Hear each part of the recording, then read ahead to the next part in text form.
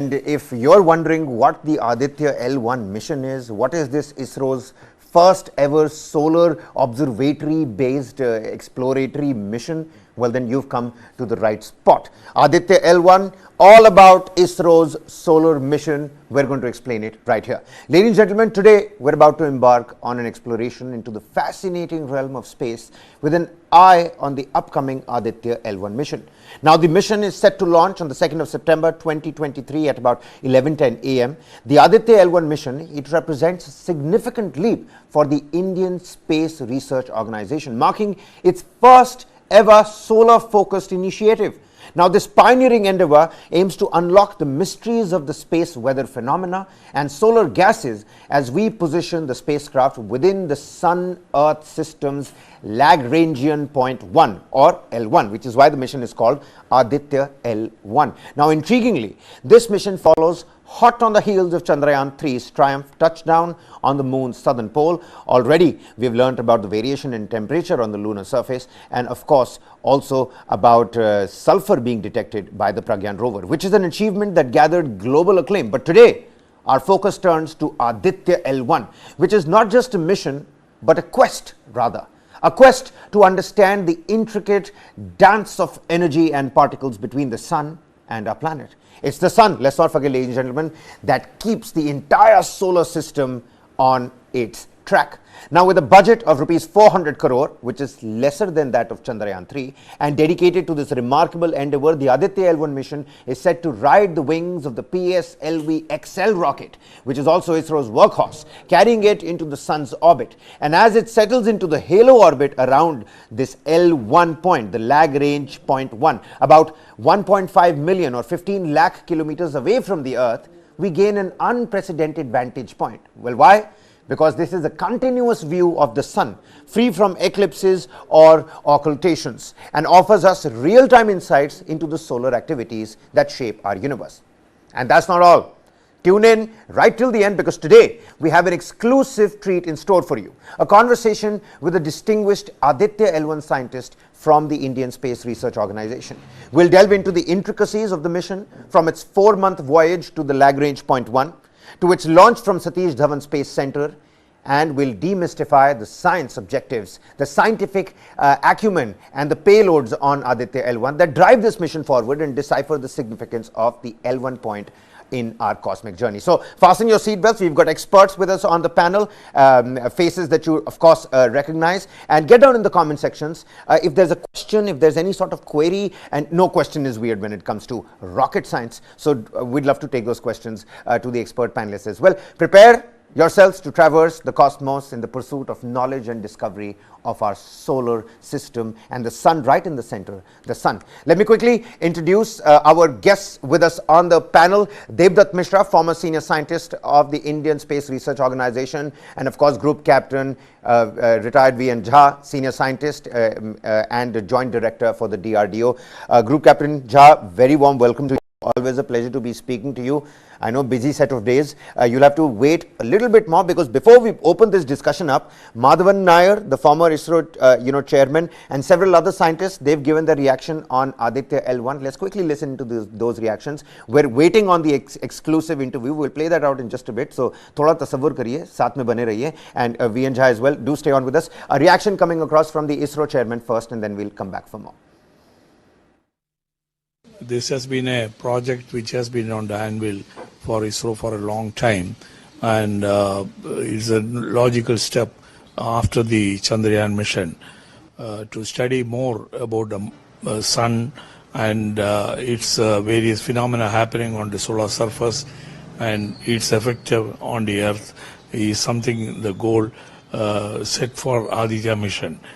A set of instruments are going to be placed in the Lagrangian point, nearly 1.5 million kilometers away from the Earth, and it will be continuously observing the solar surface. It will be looking at day-to-day activities, the radiation from there, the various particle emission, the magnetic field, and also the solar winds, and sometimes the high explosions which take place on the solar surface will be captured by this mission.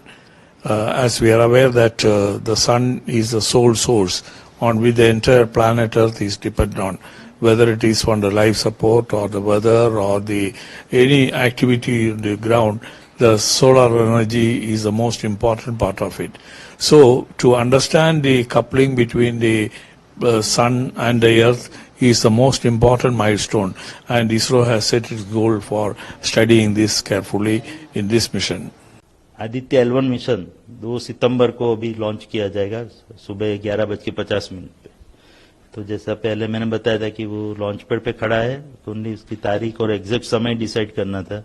तो 2 सितंबर लगभग निश्चित ही थी, और उसमें अभी 11:30 पहले अनुमान था, उसके अभी 11:50 पे वो प्रक्षेपित किया जाएगा, और उसकी सब फॉर्मेलिटीज अभी कंप्लीशन पे है, और हम 31 तारीख को उसकी जो लीली झंडी है वो भी दिखा देंगे। उसको लॉन्च करने की जो फाइनल ऑथोराइजेशन होता है, लॉन्च ऑथोराइजेशन बोर्ड हमारा, वो उसका क्लियरेंस भी दे देगा, ऐसी संभावना है, जिससे कारण हम 2 तारीख को आदित्य L1 का प्रक्षेपण कर पाएंगे। क्योंकि उसके बाद भी हमको लंबा समय तय करना है, तो प्रक्षेपण तो एक माइलस्टोन है, एक उसका चरण है। उसके बाद कई माइलस्टोन पार करते हुए हमको आदित्य L1 को L1 ऑर्बिट में पहुंचाना है, और जिसको हेलो ऑर्बिट कहा जाता है, और वो पृथ्वी से लगभग 15 लाख किलोमीटर दूर।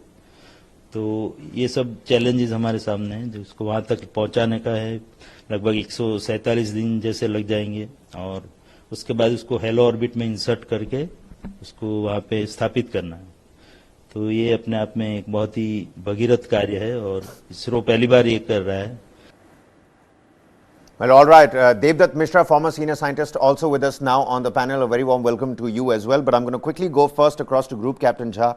Group Captain, some fresh pictures that have now come across from the ISRO's, official handle. The PSLV XL rocket, it has been stationed at the, Satish Dhawan Space Center. And the excitement around Aditya L1, that's also now growing, right? I mean, the hangover of Chandrayaan 3 is not even over, and people are already, intrigued and are wondering, are excited about Aditya L1. How close will we get to the sun? And all those questions about what is Lagrange Point 1, what does Aditya 1 entail, what kind of payloads are on Aditya L1. And with the both of you gentlemen with us on the broadcast, we had a, little brief discussion, but today we're trying to expand on what this particular mission is going to offer. Right at the outset, fresh pictures have come in, Group Captain Jha. Your initial thoughts about this particular mission, the scientific objectives it's going to carry out, and now this entire journey, the 4-month-long trajectory towards this Lagrange Point 1, that has been, the detailed description and the bifurcation has come out. There's a launch on the 2nd of September. Then there's the initial orbit. You've got the elliptical orbit. You exit from Earth's gravitational sphere, and then there's this cruise phase, which seems like has been drawn by some second-year-old, second grader, sketchbook. There are weird, trajectory. There is a weird trajectory on it, and then finally the halo orbit. Over to you. Your first, opinion, viewpoint. Let's get the ball rolling. Aditya L1, certainly, exciting times for India's space research. Group Captain, it seems like you'll have to unmute yourself, sir. Thank you very much, Kabir. And thanks to News 9 for taking up the cause of science. You have been spending so much time, for the cause of informing the entire audience, the Indians, about the various aspects of moon, sun, and the trajectories, various trajectories that we have been talking of, various satellites that we have talking of. Thanks a lot for that. Coming back to Aditya 1. Yes, the elixir of moon, Chandrayaan 3, was not yet over, the effects of it. And the another elixir of Aditya is on. Good show. This is how it should be there. The temperament of science, the scientific temper should always continue, and this should make the people to think about that what all are there in the cosmos to know about, and what all are there for the benefit of the mankind in the entire cosmos. Well, coming back to the Aditya 1 mission, it has been a long drawn mission. ISRO has been working onto it for many years now. And not that we don't know much about the sun, not that Adit is going to tell us entirely new chapter about the sun. No, many such missions have taken place in the past by, mostly by NASA, and some even by the ESA, European Space Agencies, and the others. So informations have been coming on the matters related to sun. From very beginning of the seventh centuries. 17th century that we can talk of. So knowledge is there. Our own some of the very old literature are also telling us something about the sun. But I'll just try to explain what our audience should know about it. The Earth is ready to send Aditya mission. And between Earth and the sun, the distance is almost about 150 million kilometers, about 15 crore kilometers. And in that 15 crore kilometer, that is the average, because Earth is rotating at slight bit of elliptical. There is a eccentricity there, so that is the average distance between the sun and the Earth. All right. Now, we know that sun has got tremendous amount of gravity, and in that gravitational turn, Earth has itself about some gravity. And to be precise, in case if we want to make a comparison, gravity of sun is about 28 times more than Earth, and these two influence each other. There is a gravitational attraction. That is how Earth is making the checker or around the sun. However, in between the two, there is some point where the gravitational wave of sun and the gravitational wave of Earth, they come close to each other and they cancel each other. That is the point about 15 lakh kilometers away from the surface of the Earth, where this Lagrange point is there, L1 is there. L1 is towards the sun, L2 is on the back of the sun, on the dark areas behind the Earth. And there are another 3 points that we will talk sometime later. But from the sun, if this is the sun, it has got tremendous gravity, and at 120 degree 3 axis, 12 into 3 is 36. So 120 into 3 is 360 degree around the sun. Now at each of those 120 degree, there is a point, Lagrange point, where the gravitational forces, they come to somewhere on the neutrality. There is a small area in between, about a few hundreds of the kilometers, within which influence of either the sun or the Earth gravity is almost zero. It is almost zero, and anything which is placed in that area will remain in that area for a very long time. So it's basically a parking spot. It's basically a parking spot. What you're trying to suggest is that the gravitational pull of the sun and the Earth. Your voice has got cut.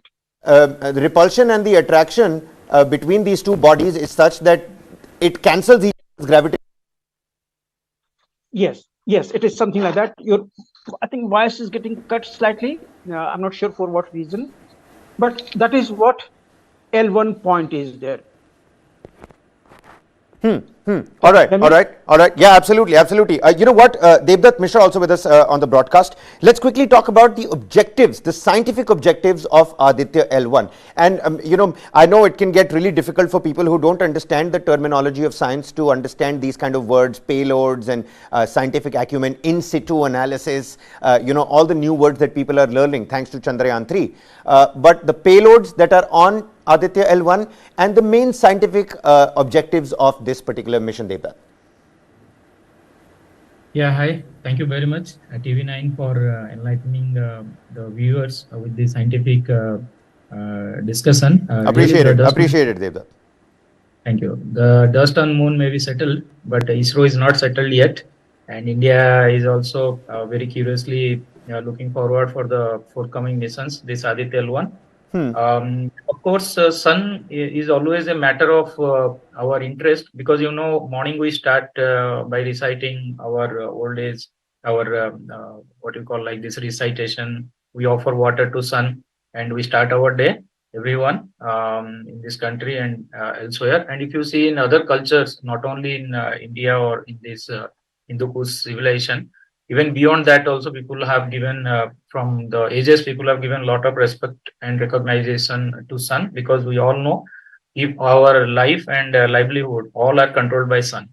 So without sun, it is difficult to exist in this earth, or any where in this planet you go. Sun is the main source of our energy, and it helps, it controls, and it actually guides the complete solar system around it by its pulling force, what we call like gravitational pull, because every planet, every celestial body is revolving around sun in either in a Kepler motion, we call it, because of sun only. If sun is not there, means all the planet they will become rocks up, and like without sun, what will happen to us?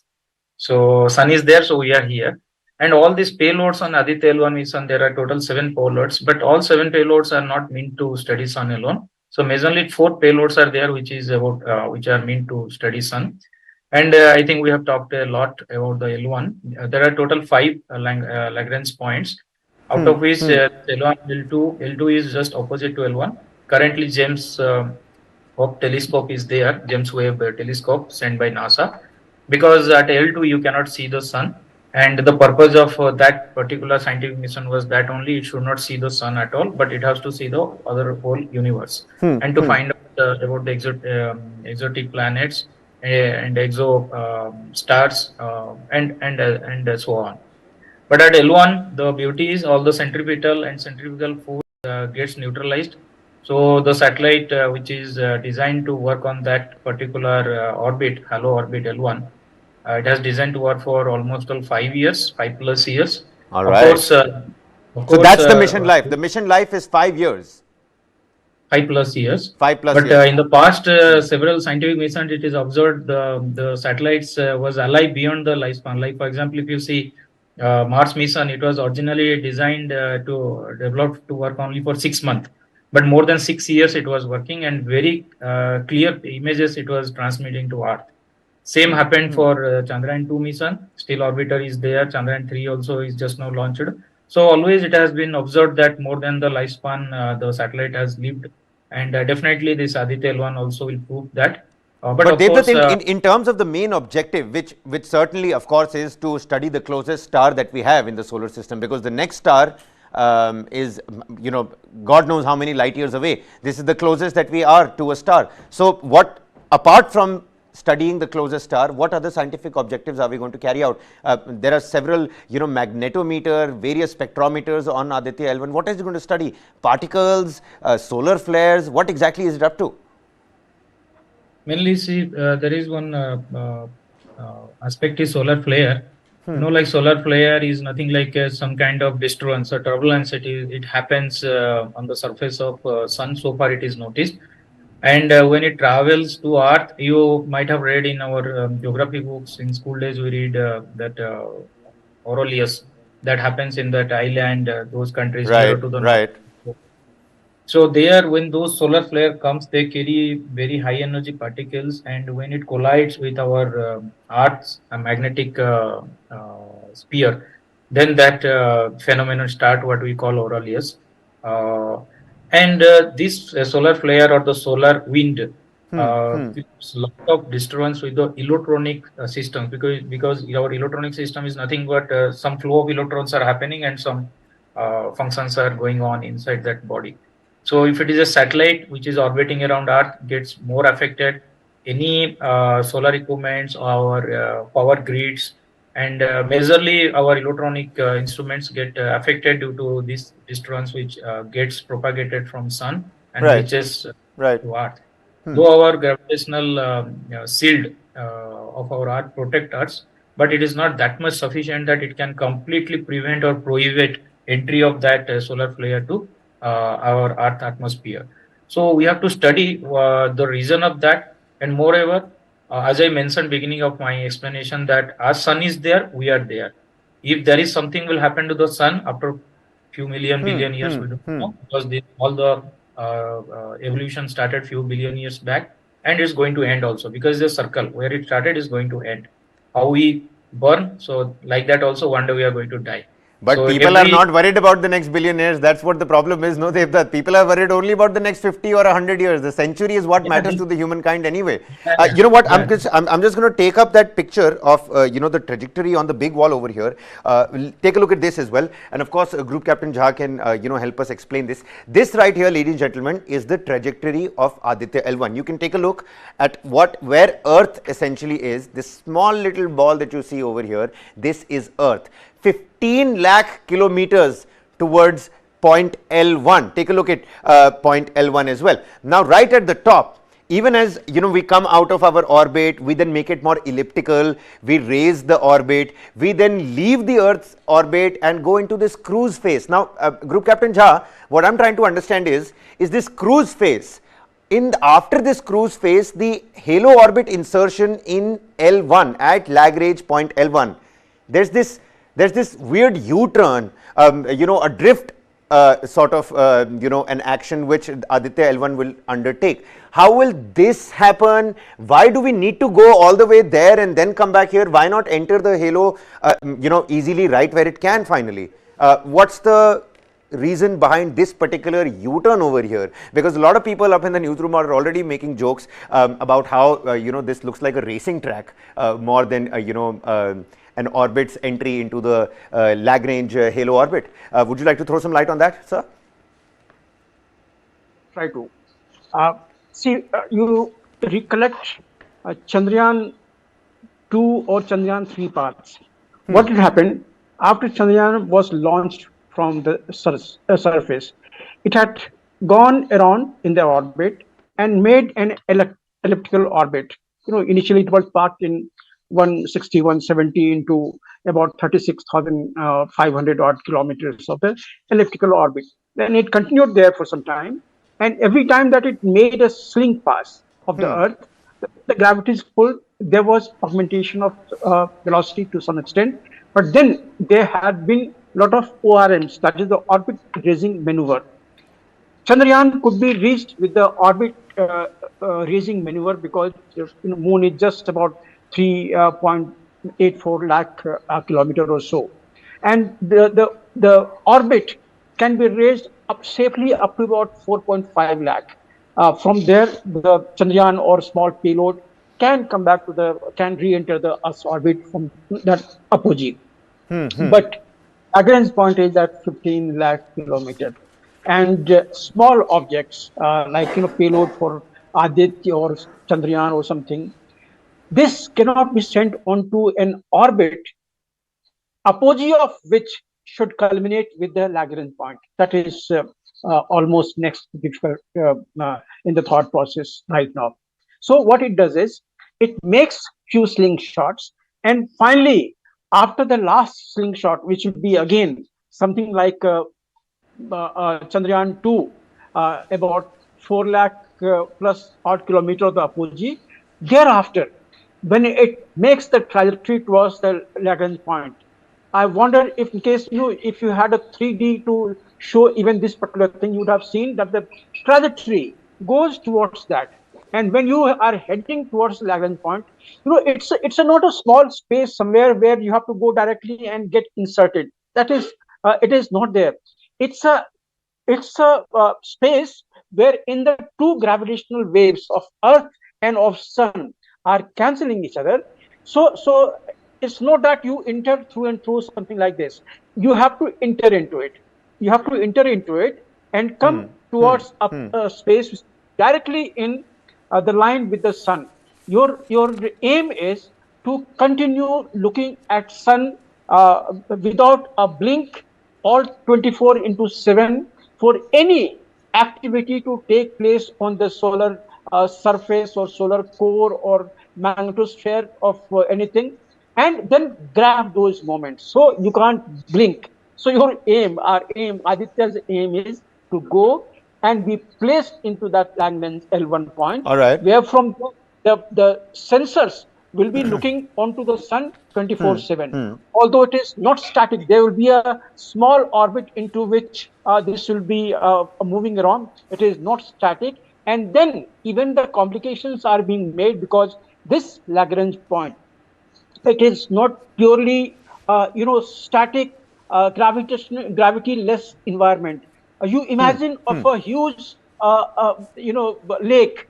In that lake, it may seem to be absolutely quiet, like, the cosmos. And you throw a stone, you make something. Even the further point, far away, will make certain waves. So what happens in this Lagrange point is any mass of gravity passing in and around that may be, one of our planet, or, some sort of gravitational in equilibrium taking place somewhere else in Milky Way. Right, right. And that makes the that small L1 point also slightly vulnerable to the in equilibrium that may happen. So basically, if we come out of this halo orbit, it's going to be difficult for the craft to again enter the right kind of orbit trajectory, right? No, it can be maneuvered. It can be maneuvered. Then okay. It has to be maneuvered because maneuvering spacecraft at 15 lakh kilometer right. from Earth, looking at its response, so much of time is spent onto that wave to be sent. I mean, the input received from the spacecraft and then giving the command. It becomes very difficult. It is not automated like what Chandrayaan had made, that landing, a soft landing of that. So it is not like that. So it becomes a little bit of difficult, but then it is possible once you enter that Lagrange point, as our co-panelist mentioned, that it will remain there for 5 to 10 years or even longer. It can run there till the time you want it to leave that place. See, there is an international understanding that you cannot clog those L1, L2, L3, L4, L5. L3, of course, nothing has gone in now, but even that L1, earlier some of the spacecraft have gone there, and after it has lived its productive life, that means the period when it was doing the experimentation, right, then it was made to enter a halo orbit, which we call it a graveyard orbit, into which it exits that L1 and comes somewhere else. It is thrown out somewhere else, okay, so that it doesn't harm any other missions. You know what, Group Captain, what suddenly came to my mind was the fact that you called it a graveyard area where these satellites are put. Imagine the thousands of satellites that must be over there. I mean, the waste we are creating in terms of the space research and space race, the amount of futile and not being used satellites up there is going to be up in the thousands. But let's quickly throw that L1, L2, L3, L4 points up on the screen. Let's just tell the viewers about what these Lagrange points as well are. Now you see the sun, this shining bright spot in the center is the sun, ladies and gentlemen.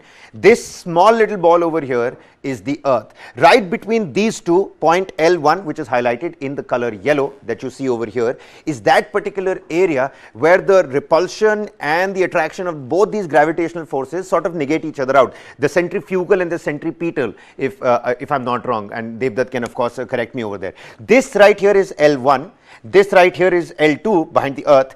Behind L3, behind the sun is L3 over there, and L4 and L5. These are 5 essential parking spots.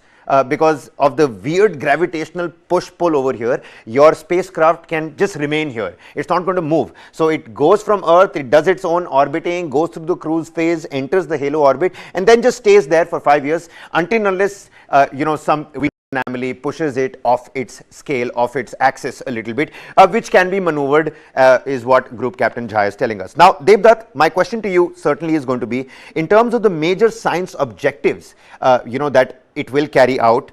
It says that it's going to understand the coronal heating and solar wind acceleration. It's going to understand the initiation of coronal mass ejection, that little bright circle on the periphery of the sun that we usually can't see, well, because you can't see the sun even so many millions of kilometers away from the sun, you can't see it. And it's also going to understand the solar wind distribution and temperature anisotropy, which according to you is going to be one of the prime inferences that Aditya L1 is going to draw. I mean, once we're there, तब तो हम वहां जाकर बहुत सारी और चीजों का experiment भी कर सकते हैं. But what is the idea? Because the idea with Chandrayaan 3 was that we want to send the message to the world that India can soft land on the South Pole. But today we are sending data about sulfur being detected, oxygen being detected. Today we are sending data about within 20 meters how 60 degrees of variation in temperature can be recorded. All of this is already being done. So what according to you is going to be the prime mission objective of Aditya L1? There is so much that the machine can do, but what is its prime goal? See, in near future, as you mentioned, we are not a single planet species. So humans have been born to become multi-planet species. So yeah, this and lot of exploration work has already been started. In space, when you want to travel, as we are discussing since last few weeks. So sun is having a major effect on our body.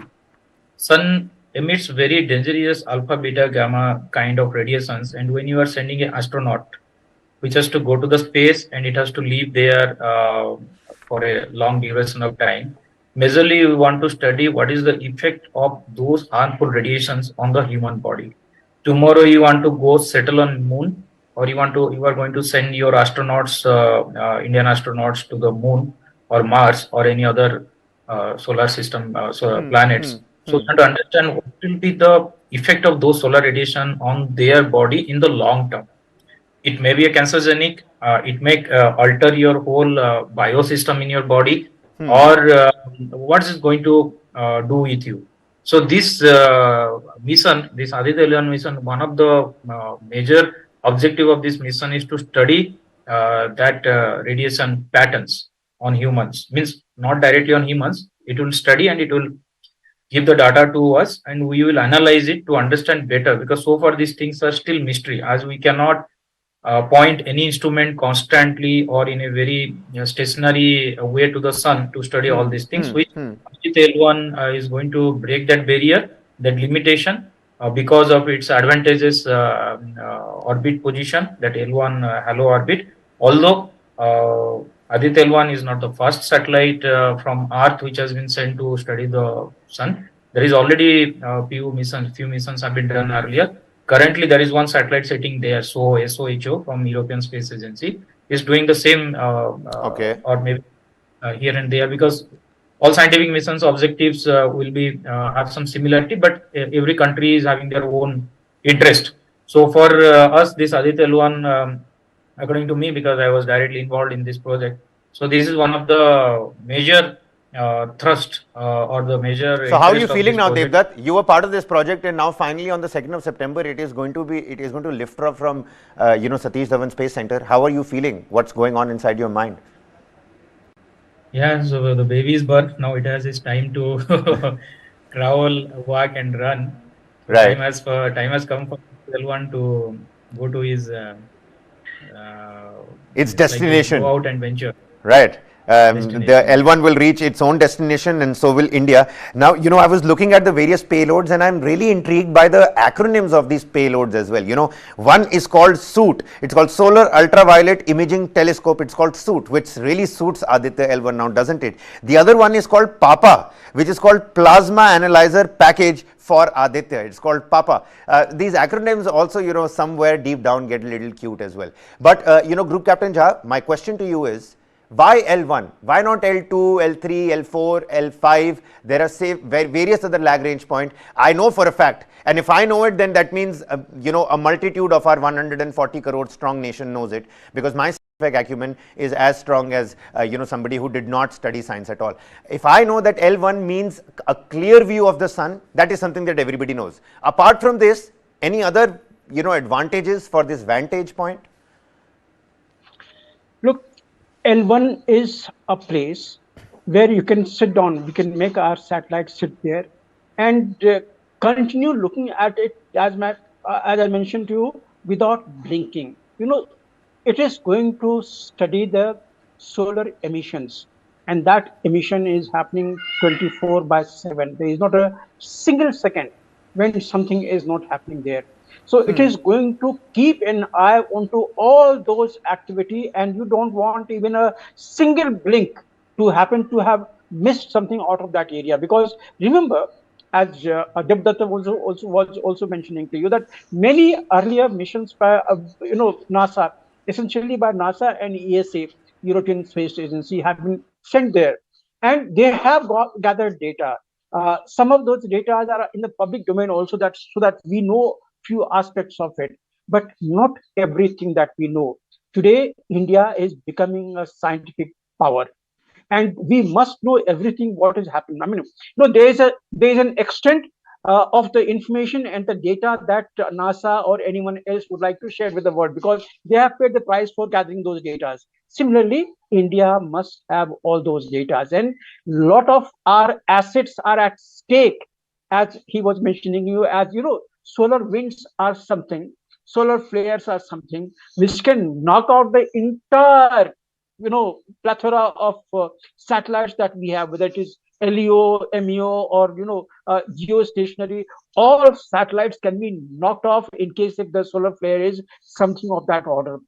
Even the atmosphere of the earth can be blown off in case if one of those severe solar flare comes up there. That's what I was referring to the other day, that eye of the Lord Shiva. In case if that happens, our atmosphere is gone and the life is gone here. So well, that is Group the Captain, we've got of, Shiv Shakti. We've got Shiv Shakti to take care of that. Shiv Shakti will help us if something like that happens. Yes. So when we are going to study the effects of those solar characteristics for our own assets, we must have all data, and that is why we are sending it to the L1, where the all 7 instruments of the Aditya. Some are dual uses also, like magnetic field. It has got a dual use also. Even the VELC, that is the photo, that is visual range, what is going to look into.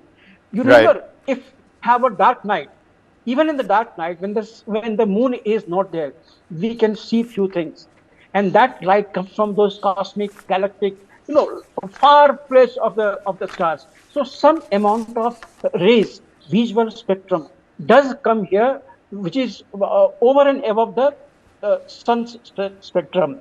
So sun has got visual spectrum, it has got infrared, it has got ultraviolet. Ultraviolet itself has got so many properties that on the earth we don't come to know about it. So all those will be gathered, and above all, the amount of charges that the X-ray particles, whether that is the short wavelength or the long wavelength, has got is phenomenal.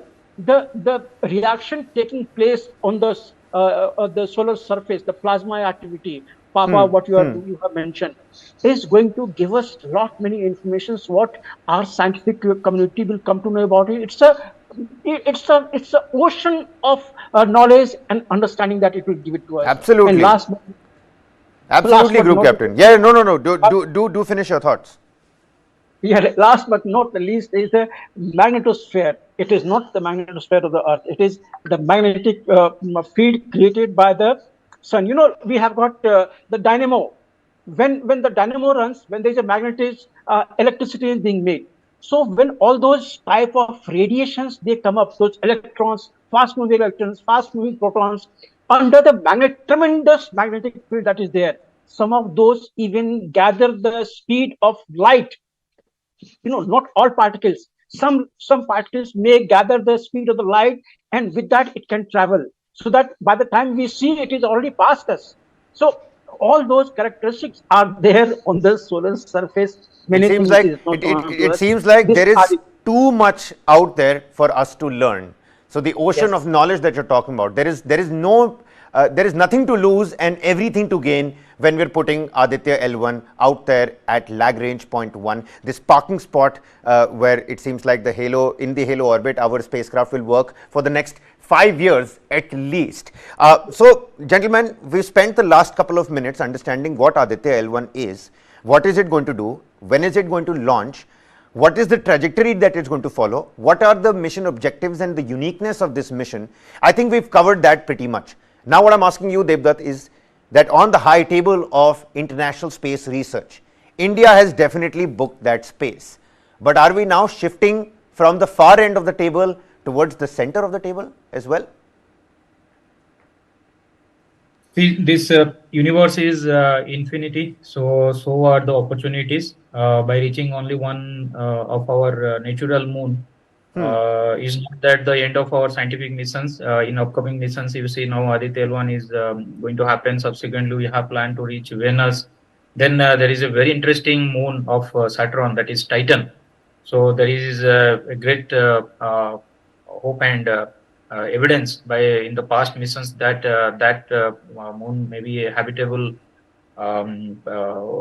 atmosphere, and the morphology is more or less similar to our Earth. So many more scientific missions are in the pipeline, and I can say that not center of the table or across the table, but as much as we claim that we understand about our this universe, it is not even a fraction of one also. So still a lot of mysteries are there, and we have to understand it because we are living in this solar system. We are living on this planet. We must understand, due to other celestial bodies, if it is a moon or sun or other planets, what is their effect on us, and how they are going to affect our future. Because like climate change is now has become a talk of the town. Every country more or less is suffering due to climate changes. Somewhere it is a heavy fern is there, forest fire is there. Somewhere it is a drought, some flooding. 100 years, last centuries, 200 years, people have not seen that kind of rain. Some part it is deficit of rain is there. We're looking at the driest August in about 1 century today. 1 century, yeah, this is the news. It is relayed. So and everything behind that sun is there. So sun controls the complete climate what we are experiencing on. Well said. Well put. Yeah, and why does all these things are happening in the last few years, 50 years, 100 years, and what is going to happen in the next 50 years, 100 years? Because just resonating your concern, your question, people are worried about next 50 or 100 years. Let us talk about that only. So if you understand really with this kind of scientific missions, it may open our horizon of knowledge, how much you understand what's happening, what's going to happen, and how we can be future ready. And what are the things we can make from our end to face, because sun is not in our control, its flares not in our control, its effect on the solar systems is not in our control. But by knowing that, how we can prevent it, so that is something which is in our control, which is in our hand. We can develop such scientific methods, scientific technology, or equipment, instruments to be ready to face such kind of events which are unforeseen, but it may happen. Well, absolutely. You know what they used to say, the sun never sets on the British Empire. Well, look how far we've come. For the next 5 years at least, the sun, or at least the research on sun, is not going to set when Indian space research is being spoken about. Well, gentlemen, I hope I haven't missed out on anything. You can nod or disagree if I have. Have I missed out on something when we're studying about Aditya L1? The idea was to tell viewers that this is your one-stop shop for Aditya L1. If you want to understand what the mission is about, what it entails, well then of course we've got the two panelists with us. We also had reactions coming across from ISRO scientists, and that exclusive interview with an engineer that's coming up right next, so do stay on with us. But gentlemen, we've covered pretty much everything, right? We have? By and large, yes. All right. By and large, yes. I'll take by and large.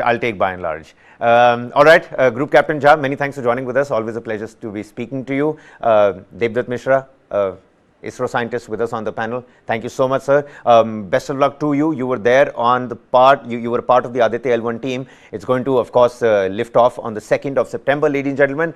Do not miss it. You can tune in to News 9 for the lift off. 11:50 a.m. is when Aditya L1 will embark on its journey towards Halo point, Lagrange Point 1. It's going to be almost like a 4-month long journey, but for all the crisp details and updates, News 9 is your place. Meanwhile, that exclusive interview that we got hold of, we got in touch with an engineer, an ISRO engineer who's worked on the Aditya spacecraft. Darukesh is the name of the engineer from the Indian Space Research Organization.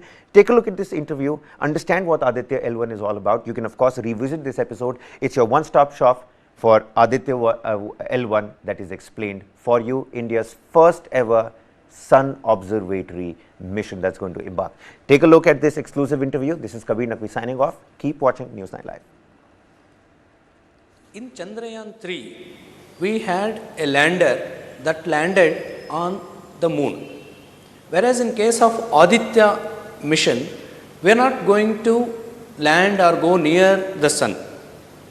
Essentially, we are going to L1 point, which is 15 lakh kilometers away from the earth towards the sun. It is to stay there, orbit around that Lagrangian point and keep studying the sun continuously. L1 stands for Lagrangian 1. There are 5, it's a hypothetical point or space in the vast universe.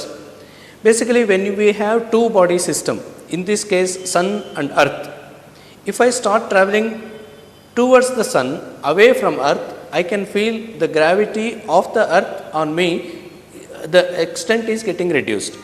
At the same time, what will increase is the gravity effect of the sun on me.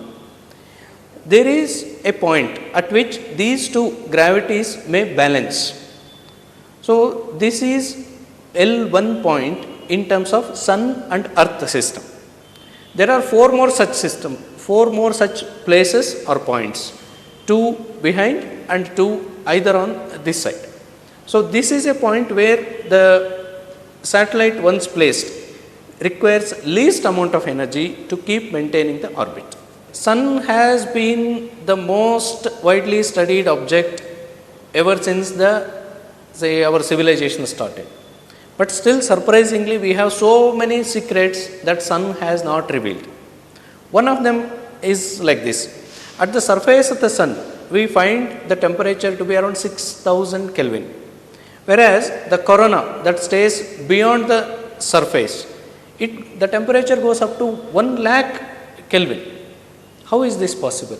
Means none of the 800 crore people living on this earth is aware how the surface can be 6000 Kelvin, the corona can be 1 lakh Kelvin. There are some secrets like this. In terms of Aditya L1, there are 7 payloads. All of them have been built by the Indian institutions. 4 of them will keep looking at the sun, and 3 of them will keep measuring the various physical quantities in situ, means at that place. The ones that are looking at the sun, we have got the visible camera or visible sensor, then we have got ultraviolet sensor, then 2 types of X-ray sensors. What do they observe? They observe the visible light or light in the visible range, light in the ultraviolet range, and X-rays that are coming from the sun. Basically, one of them will create artificial total solar eclipse by keeping a plank just at the as the size of the sun. So, by that we can see the corona, we can observe the corona the way we can do during total solar eclipse. Then remaining 3 equipments, they keep studying. One of them will study or measure the inflow of particles like alpha particles, beta particles, ions, electrons that are coming.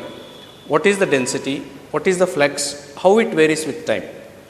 The 6th one measures the plasma that is coming from the sun. What is its density? How it varies? The 7th one studies the magnetic effects or magnetic field strength at L1, so that we can know more about the magnetic properties in this system. So, these are the 7 instruments.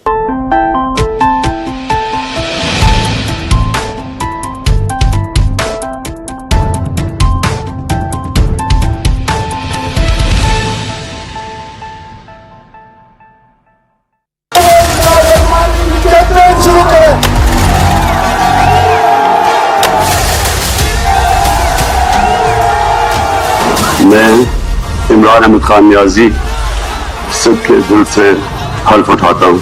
When Imran Khan came initially into politics, he thought his personal popularity would be sufficient for him.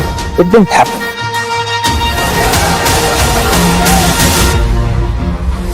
The retired military generals are openly saying that Imran Khan is a better choice. Imran Khan may have bitten a bit too much, more than what he can chew. Implosion. This and more. Streaming on world's first news OTT. News 9 Plus. Download now. The historical moment, and it's here. Magnus Carlsen, the world champion, loses to 16-year-old Pragnananda. The beauty of sports is the emergence of new heroes and the triumph of the underdog. Chennai teenager R. Pragnananda too finds himself in that bracket.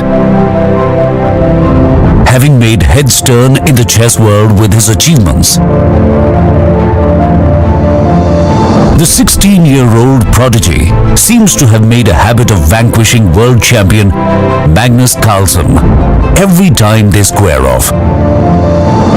The Chennai boy has been able to get the better of Carlsen twice in 3 months, a feat which other higher-ranked players have not been able to achieve.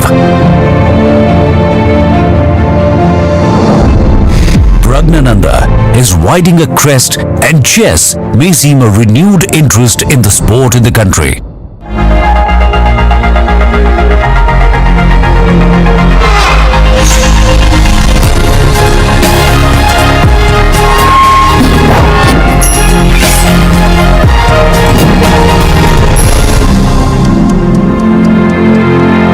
The popularity of chess in India is down to one man, Vishwanathan Anand.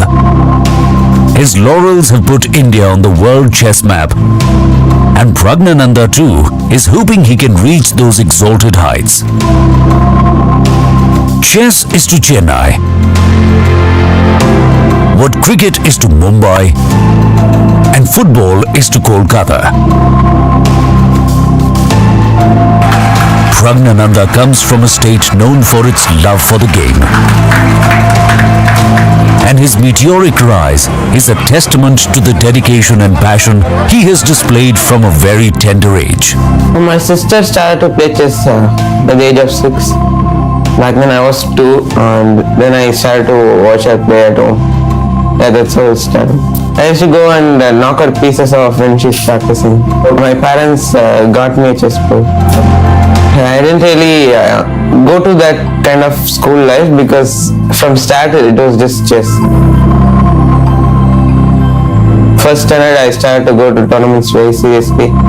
I started to come talk to internationals. Chess in India is basically because of Anand. Yeah, he started everything. When I started to play chess, he was the world champion at that point. So it definitely had a huge impact on me.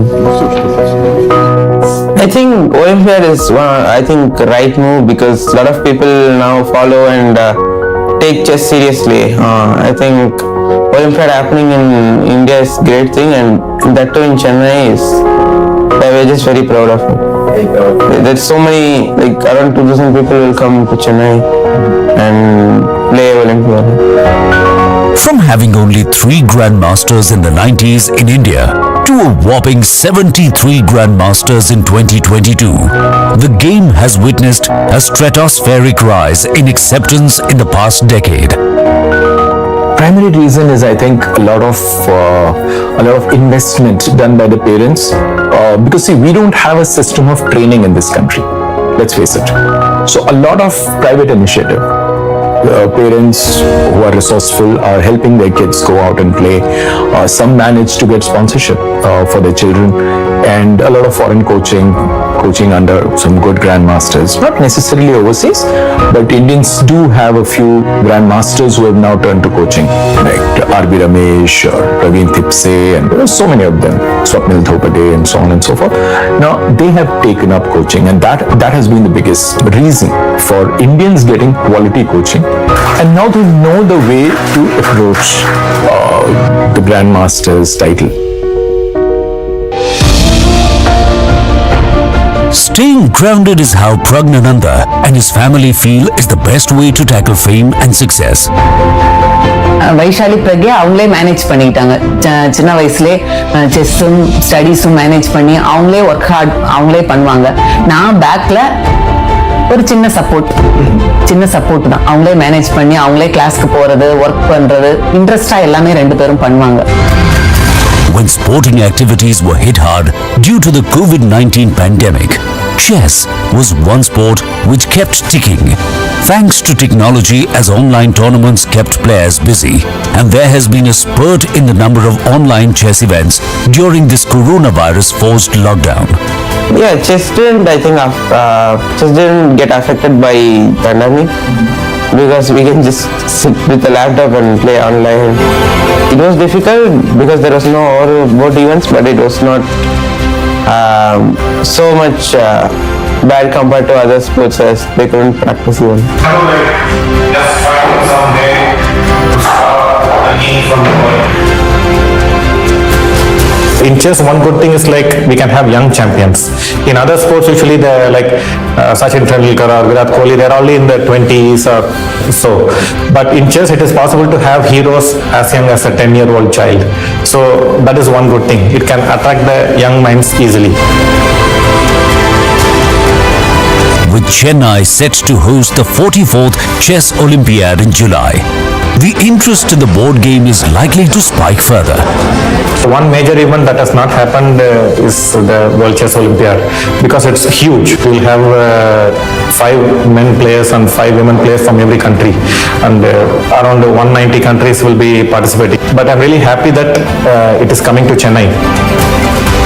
While chess has witnessed a massive resurgence in the last decade, there's ample room for improvement in the country, where chess originated 14 centuries ago.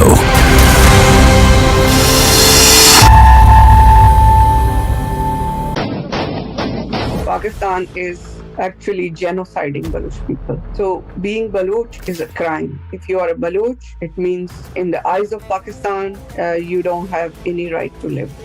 The Chinese and Pakistanis are colonizing the Baloch and exploiting their resources. The Baloch armed struggle will continue unless China withdraws, Pakistan military withdraws from Balochistan and give Baloch complete authority to decide for themselves. The Baloch feel that if they don't act now, they will become marginalized. What lies ahead for Balochistan? Balochistan, Bangladesh 2.0, streaming now.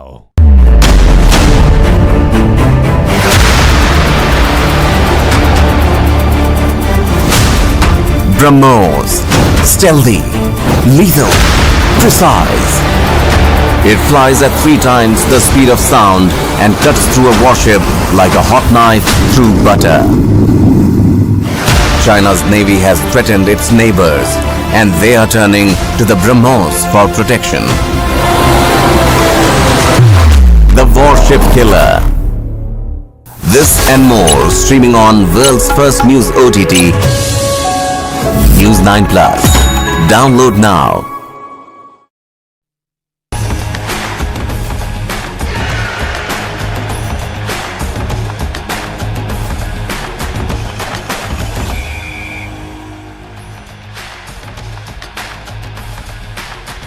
Hello and a very warm welcome to Game On. It's time for Asia Cup 2023. The battle lines have been drawn and 6 teams will fight it out to be crowned the best in Asia.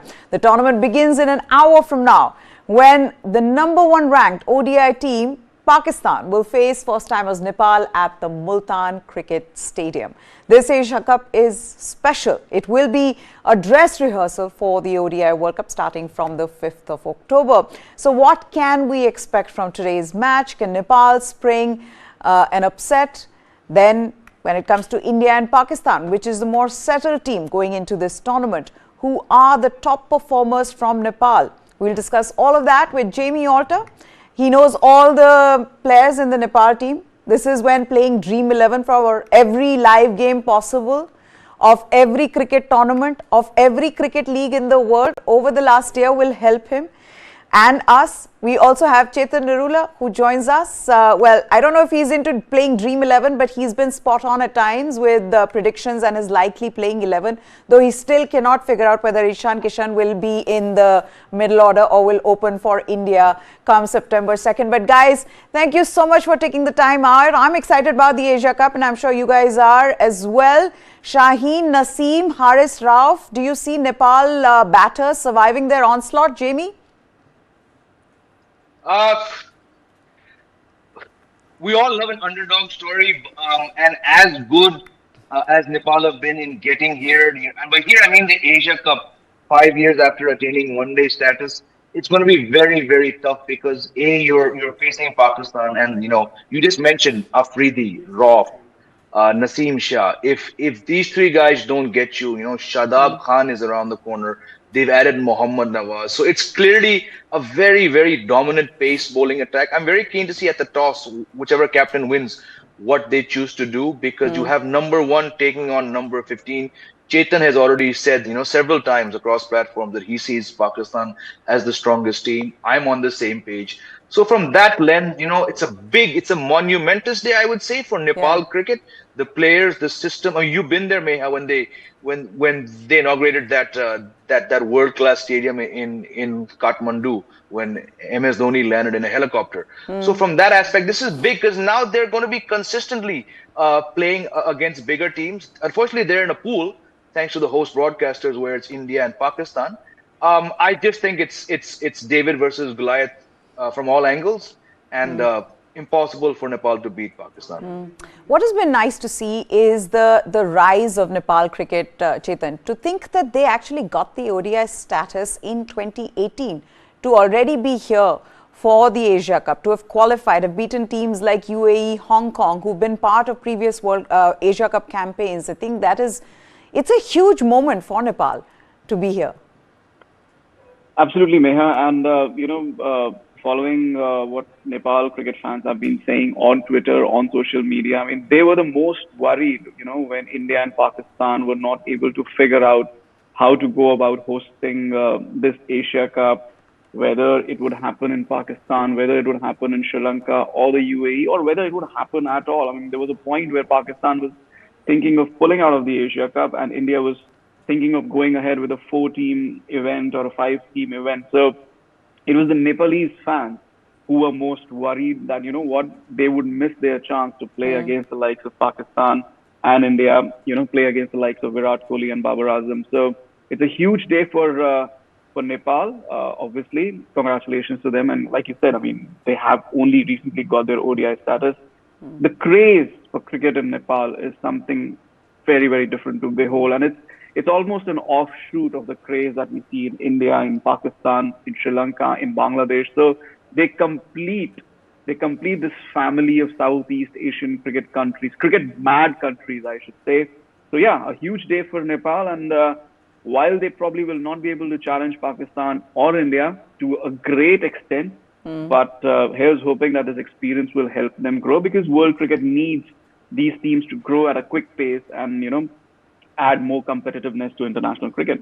Okay, let's set this game up for you then. Pakistan are one of the prime contenders to win the continental tournament this year, with the best pace attack among the 6 teams and a batting lineup that boasts of 3 batters in the top 10 of ODI rankings, with captain Babar Azam topping that list. The other 2 batters are Imamul Haq at number 3 and Fakhar Zaman, who has been has been their top scorer in ODIs. He's at number 5. Now, Pakistan have also been buoyed by the statement series win over Afghanistan last week. So, with the trio of Naseem Shah, Shaheen Afridi and Haris Rauf all in top form, firing on all cylinders, the opponents, Nepal, will be very worried. Naseem Shah, the youngest of the lot, he's picked up 15 wickets this year in just 7 games at an excellent average of 19.46 and an economy rate of 4.78. Shaheen, who will be spearheading the pace battery, he has bagged 14 scalps in the same number of games. He finished as the leading wicket taker in the ODI series against Afghanistan with 6 wickets. Haris too has similar numbers to Shaheen, and he will be, in fact, all 3 of them will be more than a handful against the other teams. So that's about Pakistan. What about Nepal? Nepal, like we've been discussing with Jamie and Chetan, they gained ODI status in 2018 and they've already qualified for the Asia Cup, which means their growth as a cricketing nation is on the right track and is very quick. They got here by winning the 10-team ACC Men's Premier Cup ahead of teams like UAE and Hong Kong, who've been part of the previous Asia Cups. Now, two Kushals, they've been key to their batting. Kushal Bhurtal and Kushal Malla, they've been their top run getters this year, and expect Nepal to try hard to put a dent in Pakistan's campaign on what is a huge occasion for Nepal cricket. Now that we've talked about Nepal and how big an occasion this is for them, for Pakistan, it's not very often in the Asia Cup that they go in as outright favourites, Jamie. How big is that for them? I mean, to see this team, they're a settled team.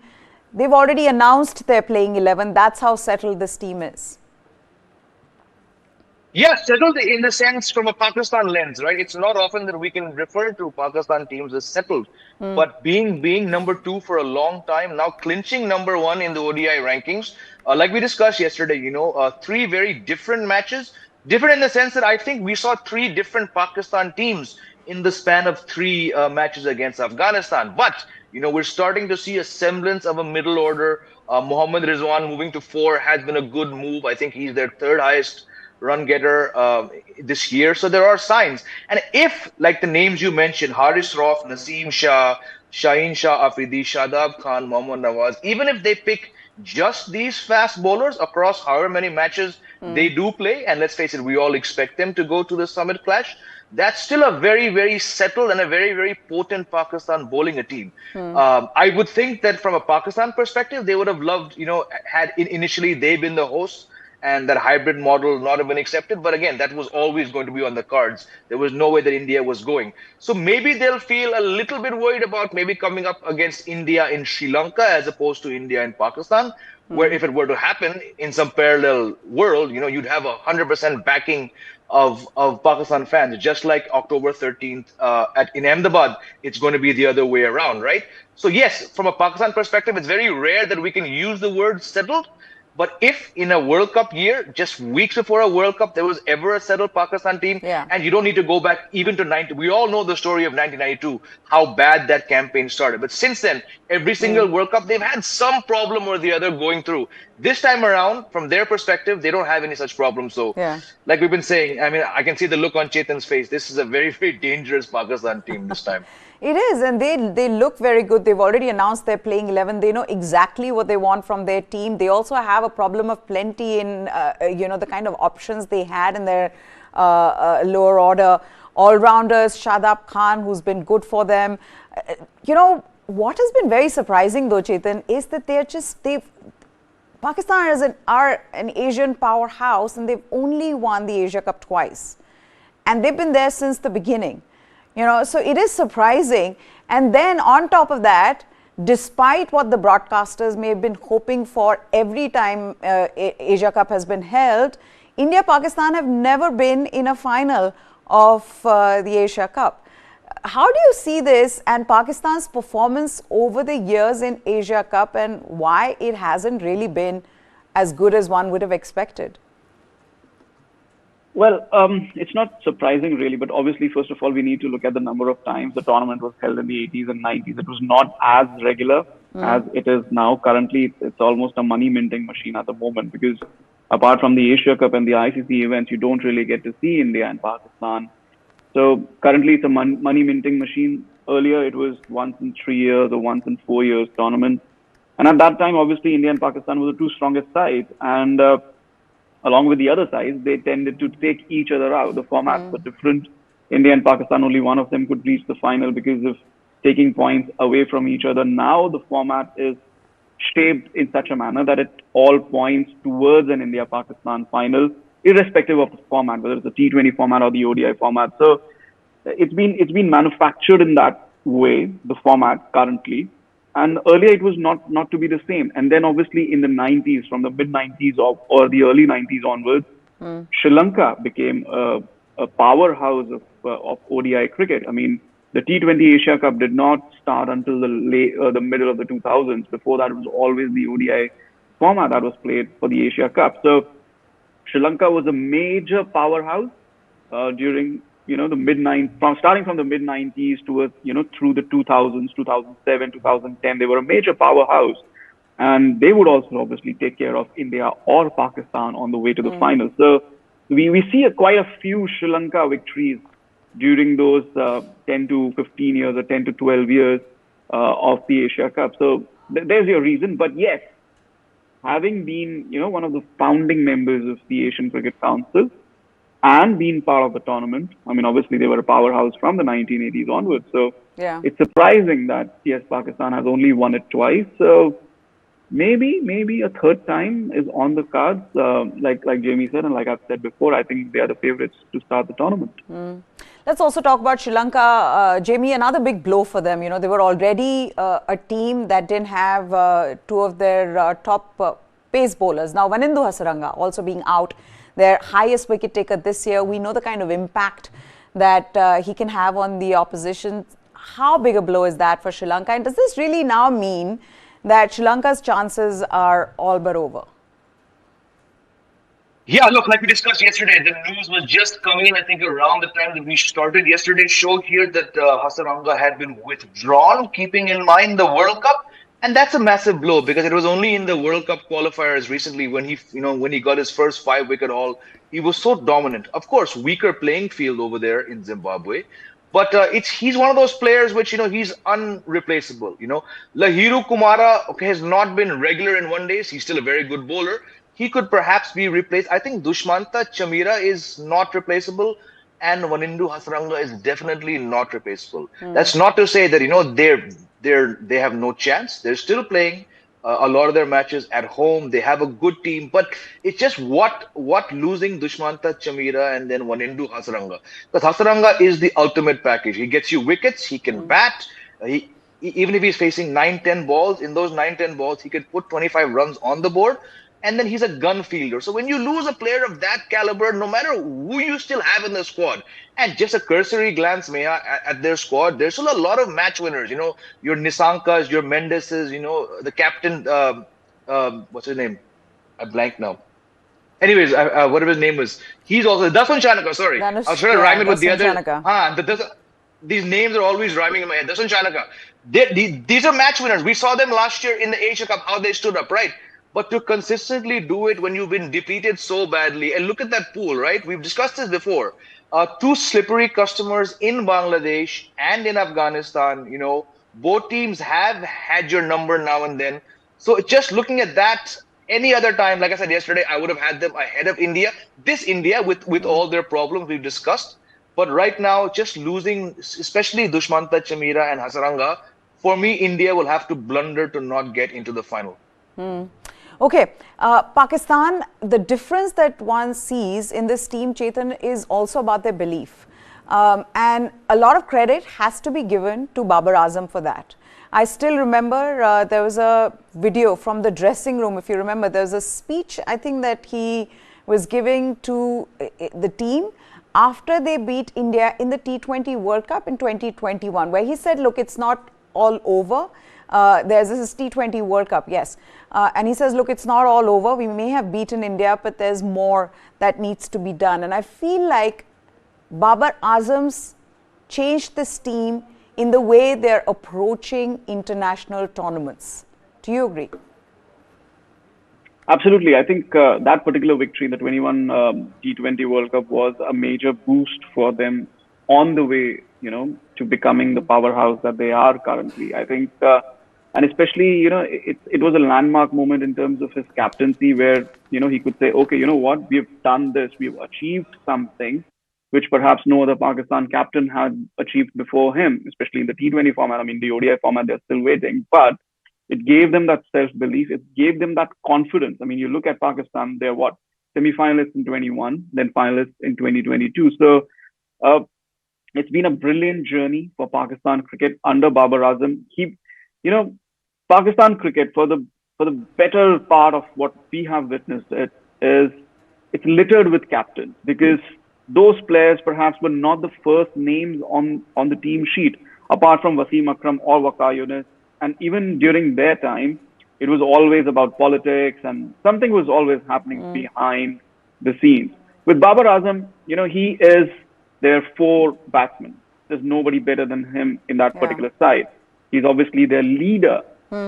So there's no challenge to him. And I think this is for the first time since the 80s or late 80s when Imran Khan, I really don't like those comparisons, especially the 92 comparisons, but in Imran Khan, they had a leader who could not be challenged. And this is what I see in Babar Azam. I really don't want to compare the two. But in Babar Azam also, there's a leader that, who cannot be challenged. And this is not something that you see too often in Pakistan cricket, and probably explains why they are having such a period of calmness, consistency, ascendancy, if you can say so. And but again, like I said, no comparison between Babar Azam and Imran Khan.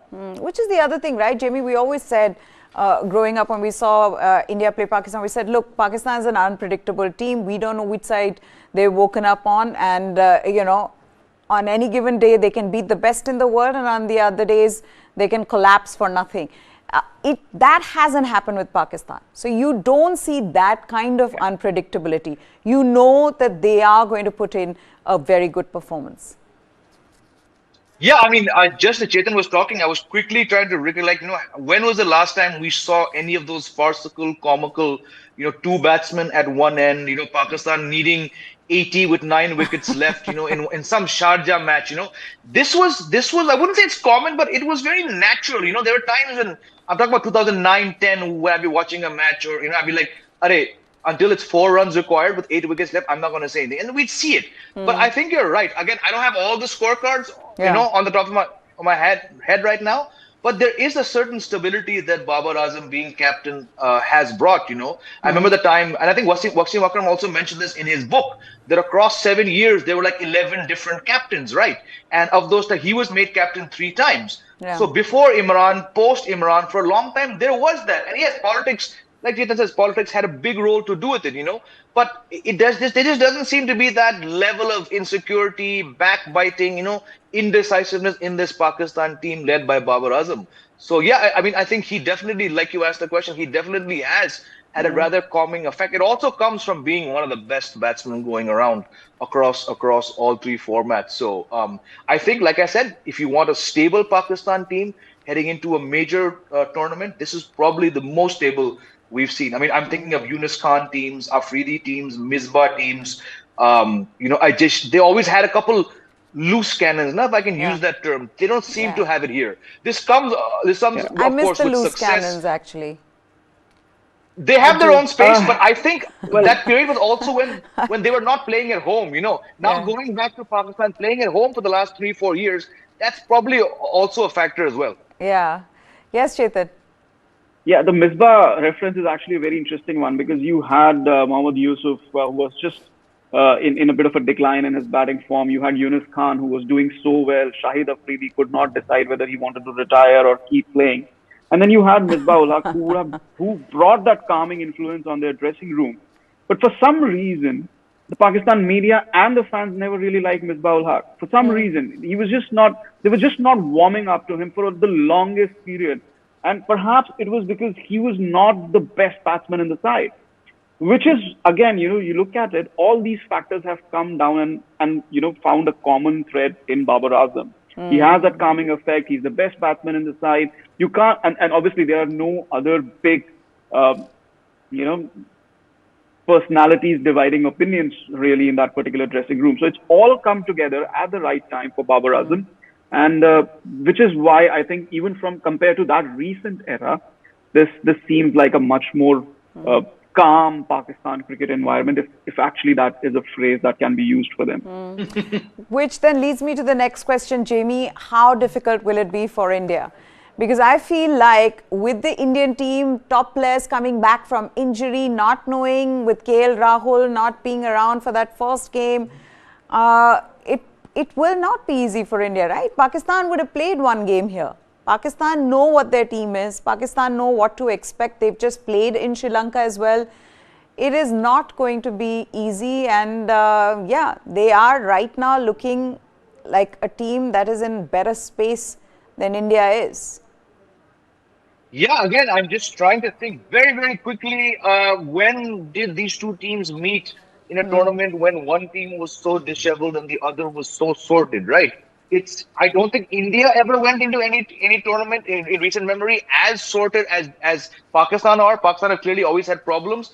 But even then, there's always been something or the other leading up, with both teams, maybe not on an even keel, but enough to say it's not so obvious. And again, I see events. We know that until 2021, in any World Cup, they've not been beaten. And then Shaheen Afridi bowled that outstanding spell.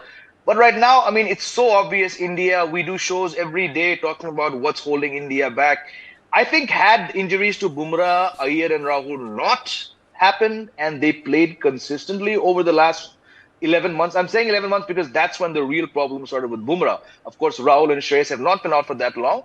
But had that team played the way I hoped an Indian team, again, the MS Dhoni reference I go back to, had they played the last 11 months the way they should have played, then I would have said, India would still be able to perhaps boss Pakistan in this match.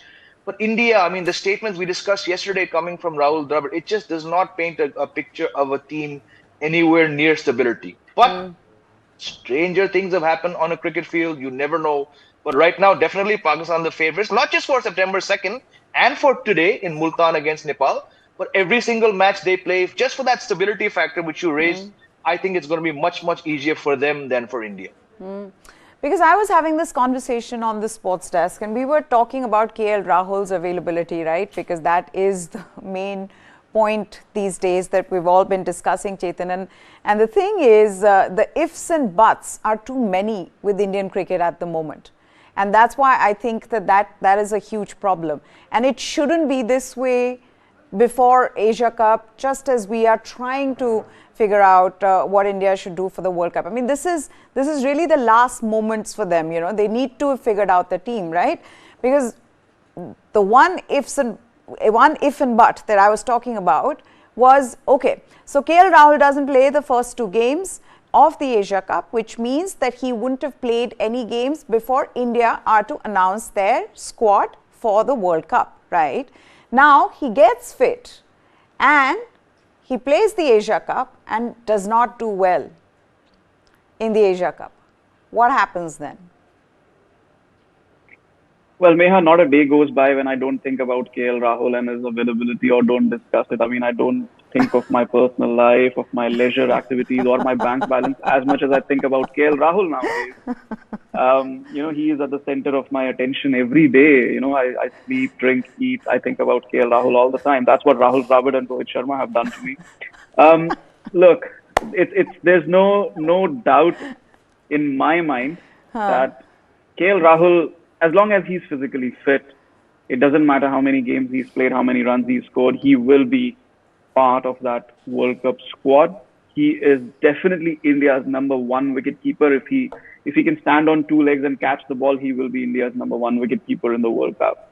Obviously, by September 27th, you can change players. And then obviously during the World Cup also, you can change players on basis of injury and bring in replacements. So they are going to roll the dice. There is no doubt about that. All the talk of experimentation, if you can call it that, all the thought of haphazard selections, not giving proper opportunities. The fact that Sanju Samson is our second choice wicketkeeper, I don't know whether to laugh or cry about that. And the fact that you don't have any other options, it all comes down to really poor planning. And which is why I have the confidence that KL Rahul will be part of the World Cup squad, come what may. They believe he'll be fit in time. Whether he gets actual playing time under his belt, that is something that remains to be seen. So, Jamie was mentioning, if I could just add, Jamie was mentioning the last time Pakistan was settled and India perhaps not so much settled. 2007, under Bob Woolmer and Inzamam-ul Haq, Pakistan had a great run into the 2007 World Cup. India also had a decent run into the 2007 World Cup where their experimentation seemingly was working. But by the time, those 2 months before the West Indies tournament came around, India was all over the place. Irfan Pathan got injured, etc., etc. Saurav Ganguly coming back. Pakistan were looking really settled. What did they do? They went and lost to Ireland. Whatever happened with late Bob Woolmer happened. And then it just became a circus, bigger than India getting knocked out of the ODI World Cup. So for all their consistency and everything, they messed up in 2007. So that was a point of comparison. But yes, coming back to the point, KL Rahul in the World Cup squad, if he's fit, walking on two legs, able to catch the ball, he will be in that World Cup squad. Now, a couple of things coming back to Pakistan and Nepal. One is that everybody has been talking about how Pakistan have been, or can they be? That's a question that people are asking, that are they undercooked? Is this a team that hasn't played as many ODIs as they should have in this World Cup cycle? Because I think they played 31 since 2019, Jamie. And of course, you see the other teams, they played more, teams like India. But there's also Nepal who've played, and I know that they've not played, higher quality opposition or full members, but they played 51 ODIs.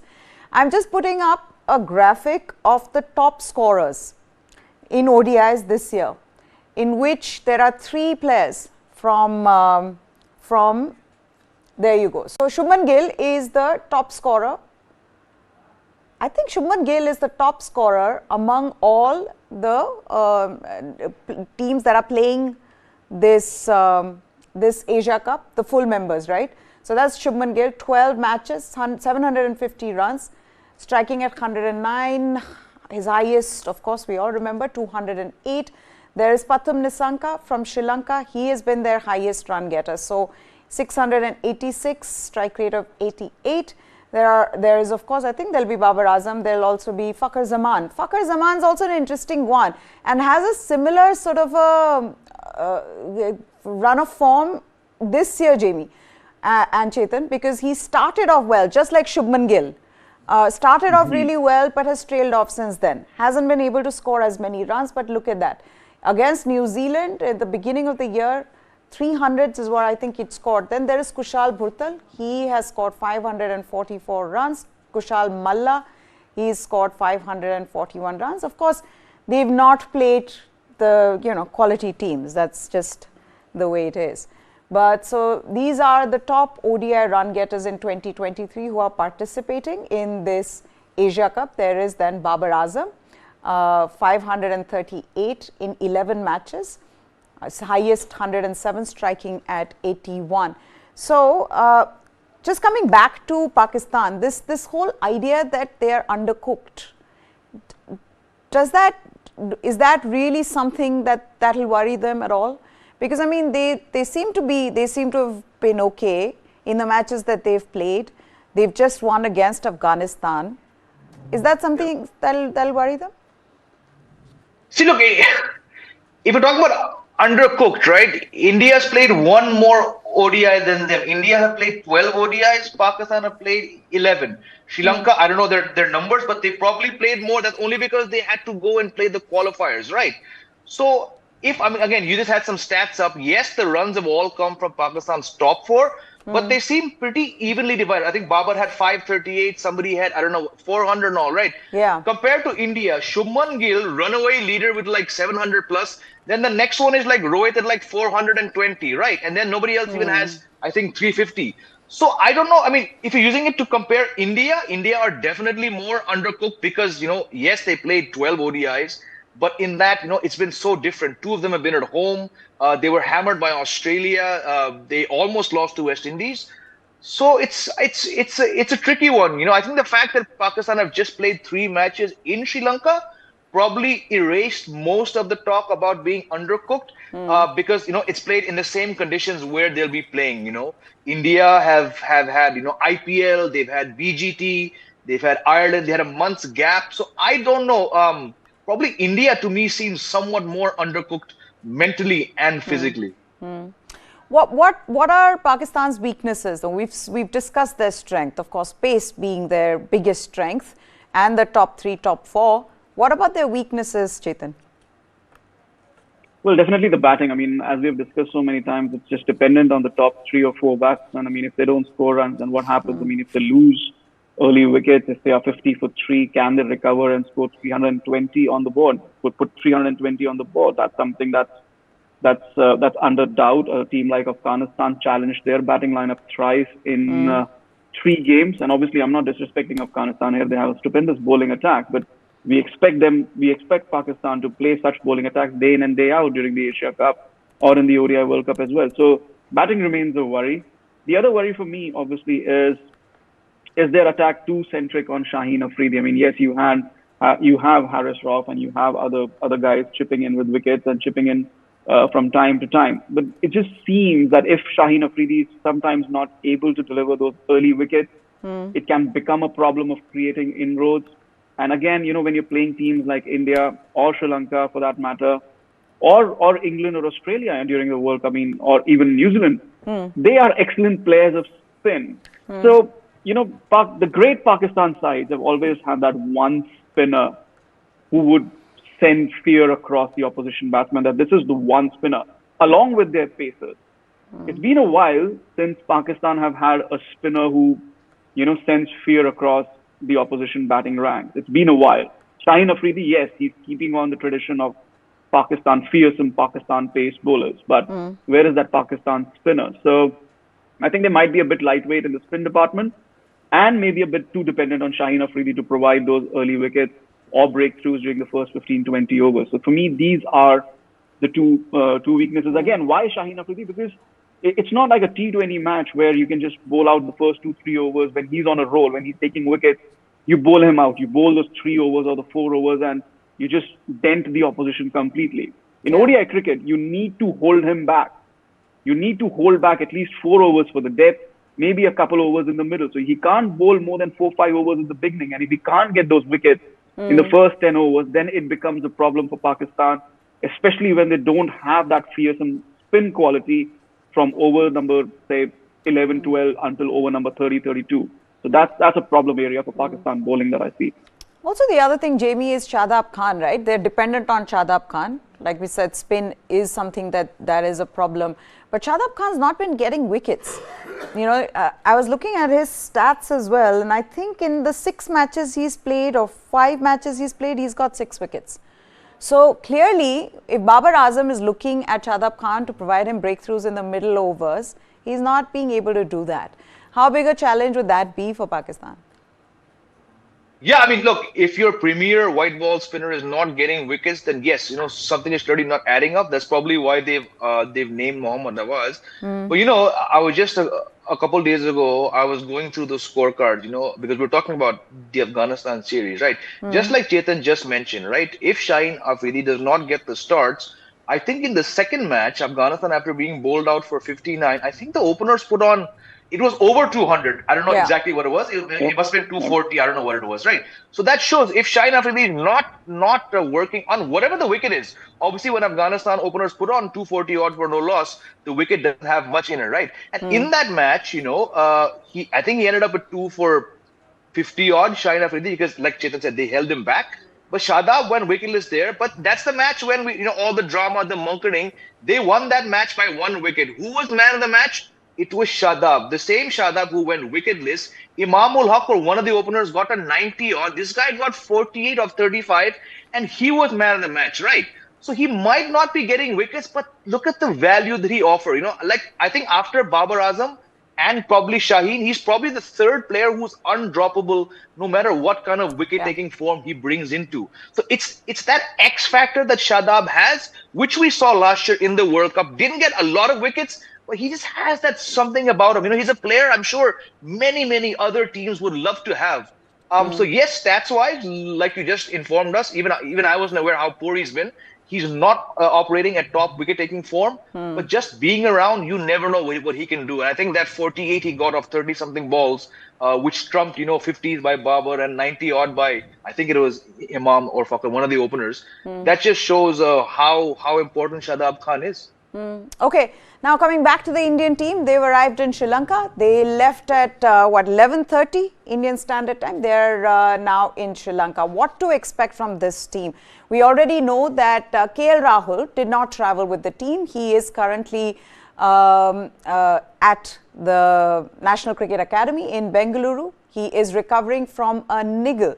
And the Indian team coach has already said, Rahul Dravid has already told us that he is not going to be available for the first 2 games of the Asia Cup, which means that KL Rahul will miss the big game against Pakistan, and then the next match against Nepal. Then the big question then is that who will replace KL Rahul? That's what we've been discussing over last couple of days, but we've still not come to a conclusion. Let's put that question to Jamie and Chetan, if they've changed their mind at all. Yesterday, both of them agreed that Ishan Kishan should be in that squad, but in that playing 11, but should be playing at number 5 and not as an opener, and not have someone like a Shubman Gill come down. Have they changed their mind at all?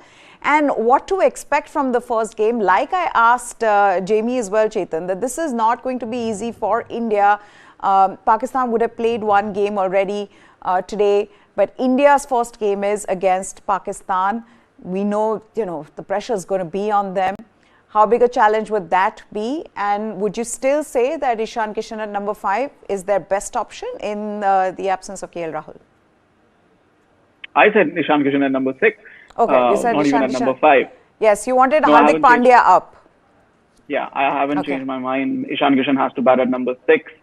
You don't want to spoil the batting lineup. If KL Rahul would be available, he would be batting at number 5 and not Hardik Pandya. But I think if batting in the middle order, Ishan Kishan, it suits Ishan Kishan if he bats as low as possible, because then he's not coming in to rebuild the innings unless India is 100 for 4. He's only coming to take advantage of the last 10 to 12 overs, and I think that will suit his game more than anything. So yeah, for me, he should bat at number 6. He'll probably not bat at number 6 because they would want to put in a left-hander at number 5. But definitely, he should not be opening the innings, especially because if they're keeping the place warm for KL Rahul. Otherwise, you're sending a very, very wrong signal to Shubman Gill, who's already not scoring too many runs. But if you drop him now and say, okay, you know what, Ishan Kishan will open the innings and he'll bat, he'll open the innings and he'll also keep wickets, and we'll also bring in Surya Kumar Yadav. That's the only other option, to bring in Surya Kumar Yadav at number 6 and drop Shubman Gill altogether. So for me, that is just a confidence killer for somebody like Shubman Gill. So for me, Ishan Kishan has to keep wickets and bat lower down the middle order. Shubman Gill to continue opening the innings. They have to go in with their first choice plan and not disrupt that. As for the game on Saturday, Pakistan are playing in Multan, so they'll have a travel day tomorrow.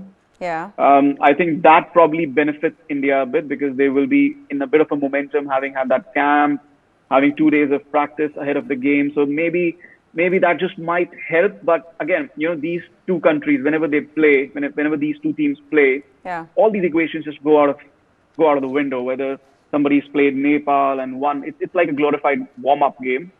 Assuming Pakistan beats Nepal, of course, I'm assuming there are no surprises. So it's just a run-of-the-mill glorified warm-up game. So whenever these two teams play, and after such a long time with so much at stake, everything goes out of the window. So for me, it's going to be very, very intriguing, very, very interesting. Again, like I said, probably Pakistan will have the higher hand because they'll have a settled playing 11, and India will still be facing question marks about their batting lineup, probably about the composition of their bowling as well. So probably Pakistan will start favourites.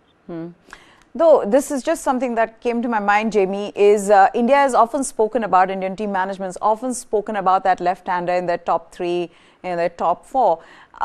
To have Shaheen Shah Afridi against Rohit Sharma and Shubman Gill, would India, just something that I would think they might look to try, to have Ishan Kishan, a left-hander there to disrupt his plans? Is that something that they might look to do?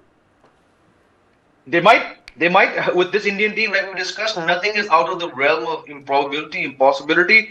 But for very obvious reasons, I would not, like I said yesterday, and we've all discussed this, I would not disrupt what's working for you. Rohit Sharma, speaking about wanting to get back to the kind of batting form he had 2019.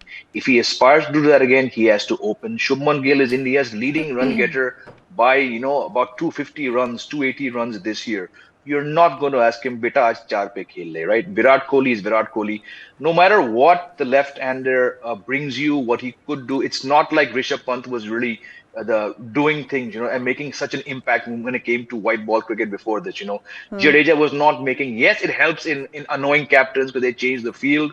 But right now, with the brittleness surrounding India's preparations for the Asia Cup, for the World Cup, it's not like what Ishan Kishan is giving you is some outstanding option. Yes, it's good to have a lefty. Bat him 5, bat him 6, no higher than there. Chetan, you wanted to add to that? Yeah, I mean, look, like Jamie said, nothing's beyond the team management. So I wouldn't be surprised if they try to do that. But I would really not want to do that, because I remember after what happened in 21, Rohit Sharma, the same question was put to him.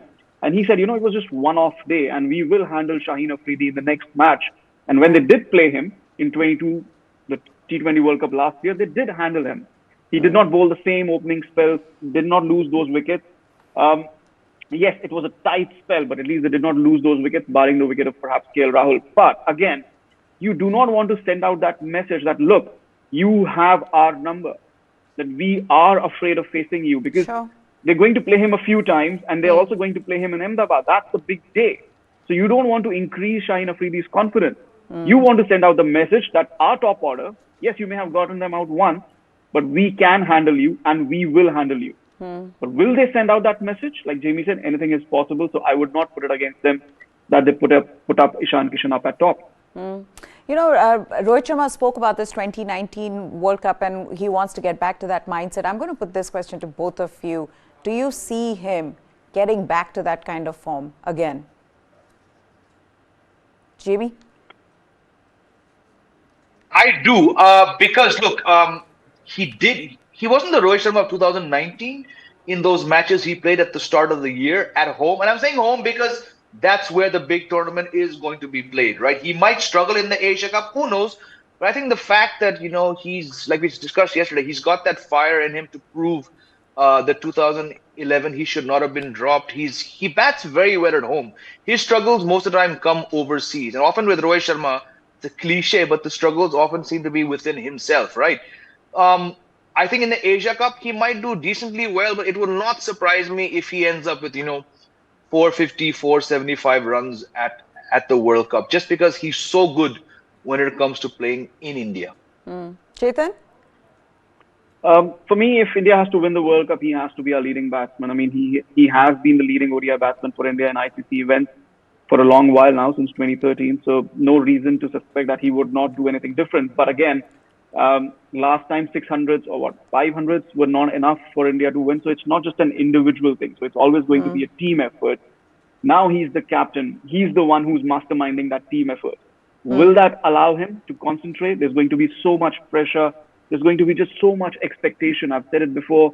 Playing a World Cup in India, at home, is a totally different beast altogether. 3 captains have done it in the past. MS Dhoni, Mohammad Azharuddin and Kapil Dev. Rohit Sharma joins a very, very select list. How he will be able to handle that pressure, he doesn't take pressure. That's one good thing about him. So it just remains to be seen. Like I said, if India need to win this World Cup, it will have to be Rohit Sharma who leads the way.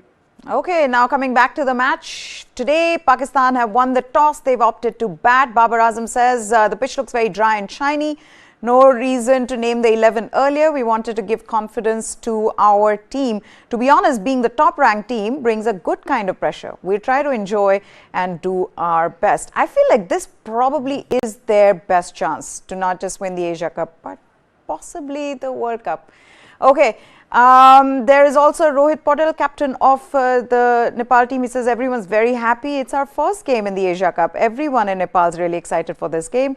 Most of the things here are very similar to Nepal. Looks like a beautiful wicket to bat on. 10 matches have been played here. 5 have been won by team batting first and 5 fielding. That's it then from us. Chetan Narula and Jamie Alter. As always, pleasure to have you guys. We wrap this up. News 9 Live is what you need to subscribe to for all the latest. For now, goodbye. Thanks for watching.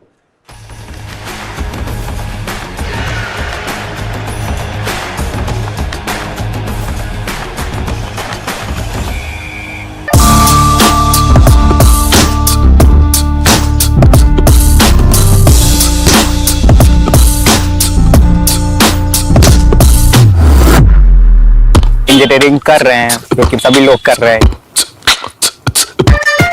Coaching is now starting from grade 3, 4, 5, 6. Kota जाने वाली बीच राह में आधे test देके हैं selection की चाह में। ऑल इंडिया का बच्चा कोटा जाता है।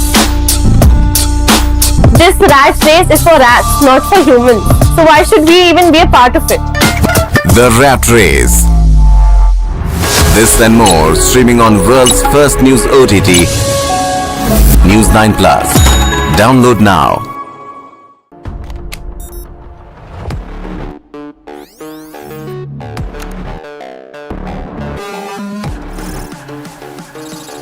ChatGPT.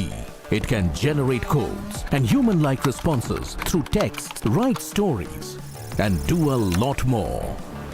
I work in a newsroom with anchors, researchers and scriptwriters, graphic artists, producers, video editors, camera crew. But does a newsroom really need them today? All of us have to think about unique and distinctive value addition that cannot be automated or repeated or replaced by a machine. ChatGPT may kill many companies. A human has to be in the loop with an ability to control this. Dark Side of the Boom. Streaming now.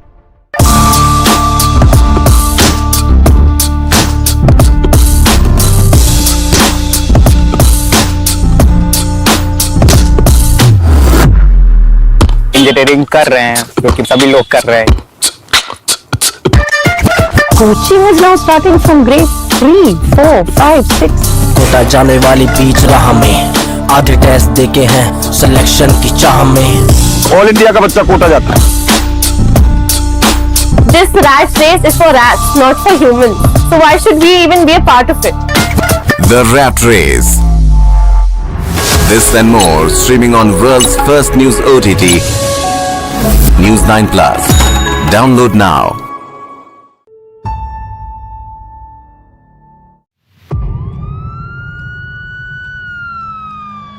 Delhi के महरौली में 35 टुकड़ों में अपनी girlfriend को आरी से काट डाला। पॉलीथीन में लाश के टुकड़े होते थे। पुलिस की टीम तलाशी अभियान चला रही है। I was quite shocked. It was just unthinkable. I think it was just monstrous. It was beastly and abominable. From the word go, it seems until today that this gentleman is a textbook example of antisocial personality disorder or psychopathic personality. It's a very, very heinous crime. It's a very, very gruesome murder. Only it can be performed only by a butcher. You know, the whole of Delhi and NCR region woke up to this horrible news. A resident in Mehrauli had no idea that Aftab and Shraddha were shifted to one of the residential colonies. Their fate would end up like this.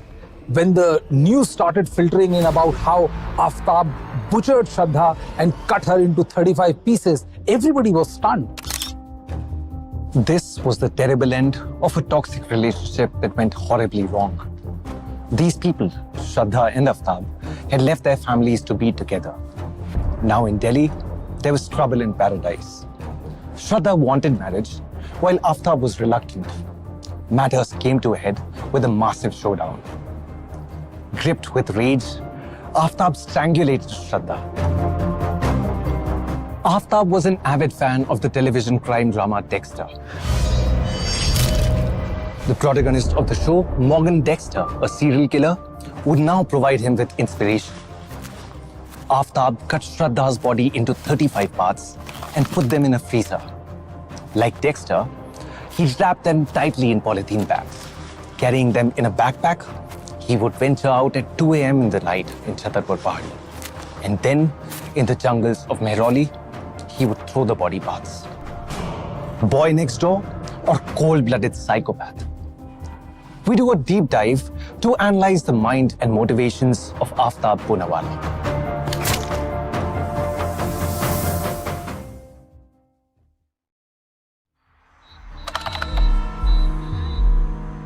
I must say that much as an average citizen or average person will find it very difficult to understand or conceive, scientifically, not just from books but also from the cases that we have seen over the years and decades, one must recognize that persons with this amount of criminally violent psychopathic personality profile, at least in periods on specific occasions, if not all through life, have a total blunting out or freezing out of the emotional aspect.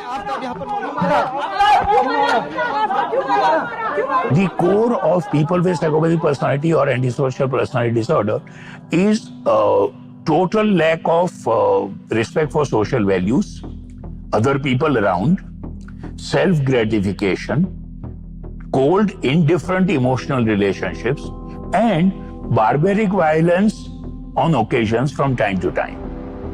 One must clarify that there are also in textbooks of psychopathology and jurisprudence, there are types and types of psychopaths described. So there is the violent person with psychopath.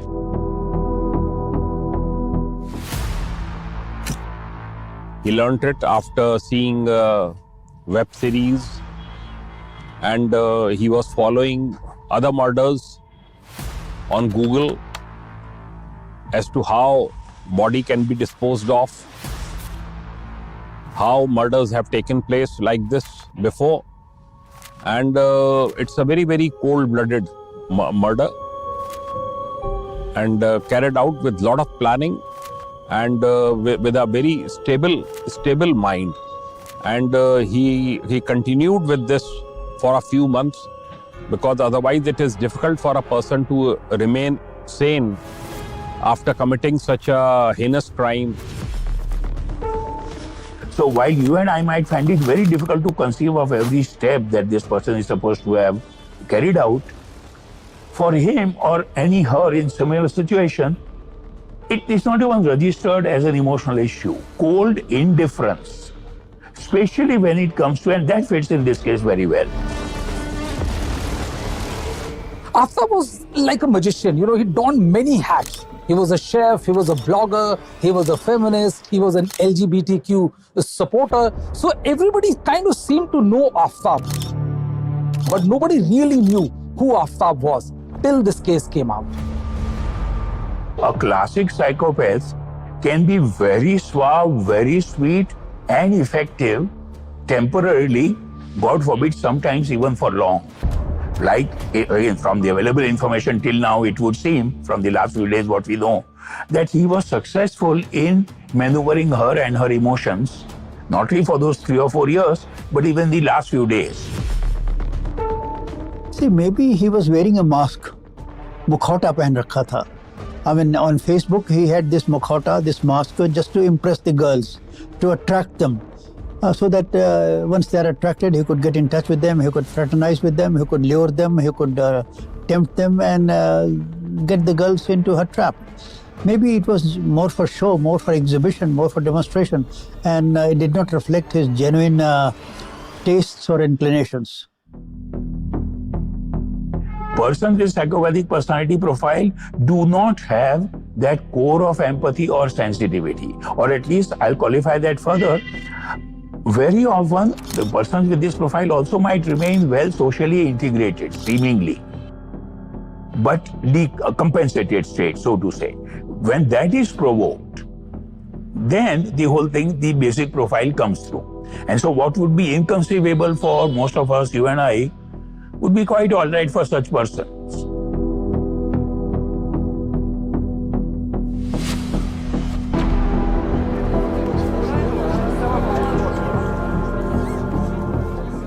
The biggest problem now is nailing Aftab. It's been 5 months since the murder was committed. Now, the police have applied for permission for a polygraph test in a bid to make him crack. But is it going to be that easy? A psychopath may easily manipulate such an investigative tool. If he is so hard, is such a hardened criminal, he can deceive you even in the narco test. Narco test is there for a normal human being, but this man seems to be abnormal and abnormally tough mentally as far as violence is concerned. There are crimes of passion, is that there might be resistance to confession.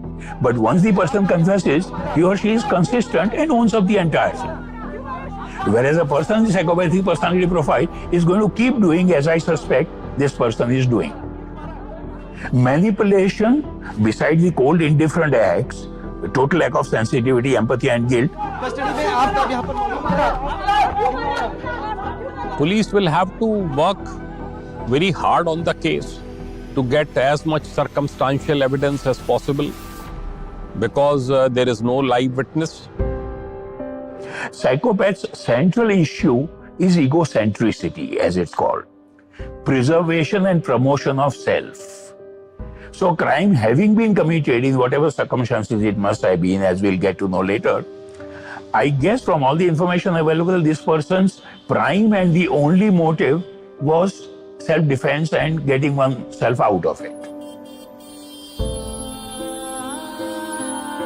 This case also brought to the fore about the crumbling social structure we have in metropolises. People living alone and nobody wants anybody else to, be a part of their life. This is the reason why this case came out 5 months after that butchering had taken place. I mean, it's not a good trend. I think the old social structure is disintegrating, and in its place, we are witnessing a highly self-centered family system where you are not bothered about your parents, you are not bothered about near relations, forget about the neighbors. So I won't intrude in your life, you don't intrude my life, don't take liberties, don't ask questions, don't pry. Unfortunately, this social isolation leads to the situation that you said. Even as the police attempts to build a watertight case against Aftab, the spotlight now shows on the mental health crisis in India. Ignoring mental health can prove fatal. Ask Shraddha Walker. With all this gear, you must be wondering if I'm climbing a mountain.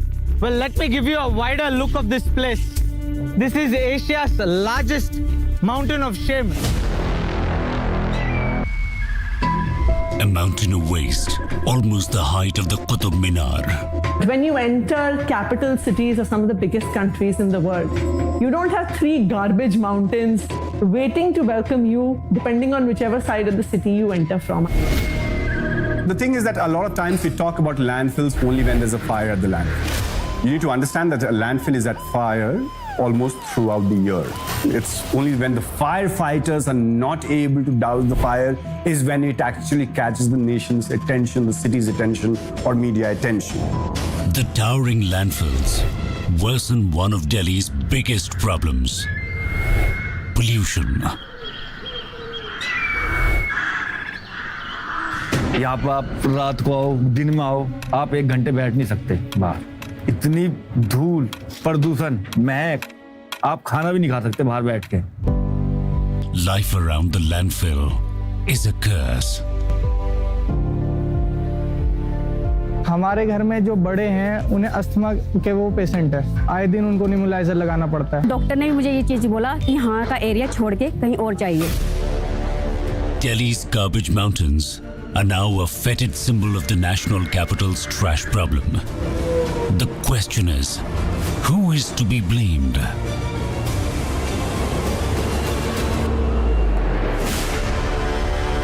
Watch Delhi's Garbage Mountains. Streaming on News 9 Plus for the Genflix.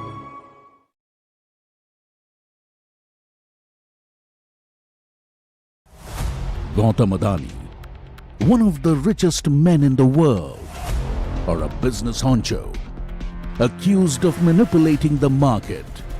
Adani ji 609 number से दूसरे number तक कैसे पहुंचे? सिर्फ एक सवाल पूछा, नरेंद्र मोदी जी, आपका अदानी जी से रिश्ता क्या है?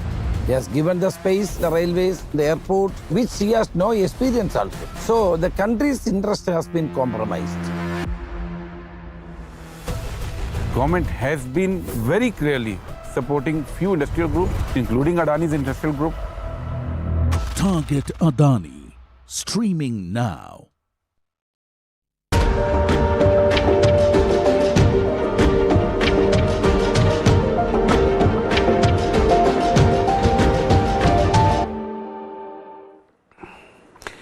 A very warm welcome to all of you. You're watching News9 Mediaverse, and this is To The Point. And I'm going to take you to the fresh updates of what has happened in Manipur. It's not a new story. 120 days of violence, and now the fresh firing has taken place in Bishnupur.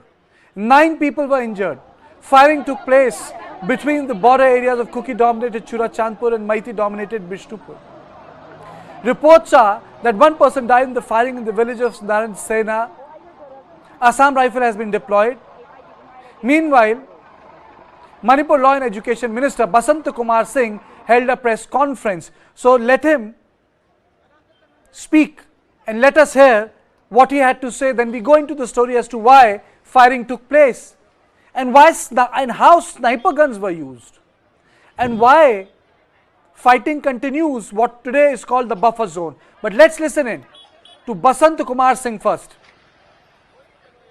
Legislative Assembly, which was to be held for the whole day. It was a very important and significant day for the state of Manipur that the Legislative Assembly had to be held because of 6 months of the constitutional obligation also had to be overcome, and at the same time, more importantly, to discuss the important pressing issues which is happening in the state today. But as our Honorable Senior Minister had pointed out, as the Assembly session was convened and it started at 11 o'clock, before even the Honorable Speaker could say something, very unfortunately, the opposition members of the Congress did not even sit down, take their seats. They kept shouting, they kept disturbing, and our Honorable Leader of the House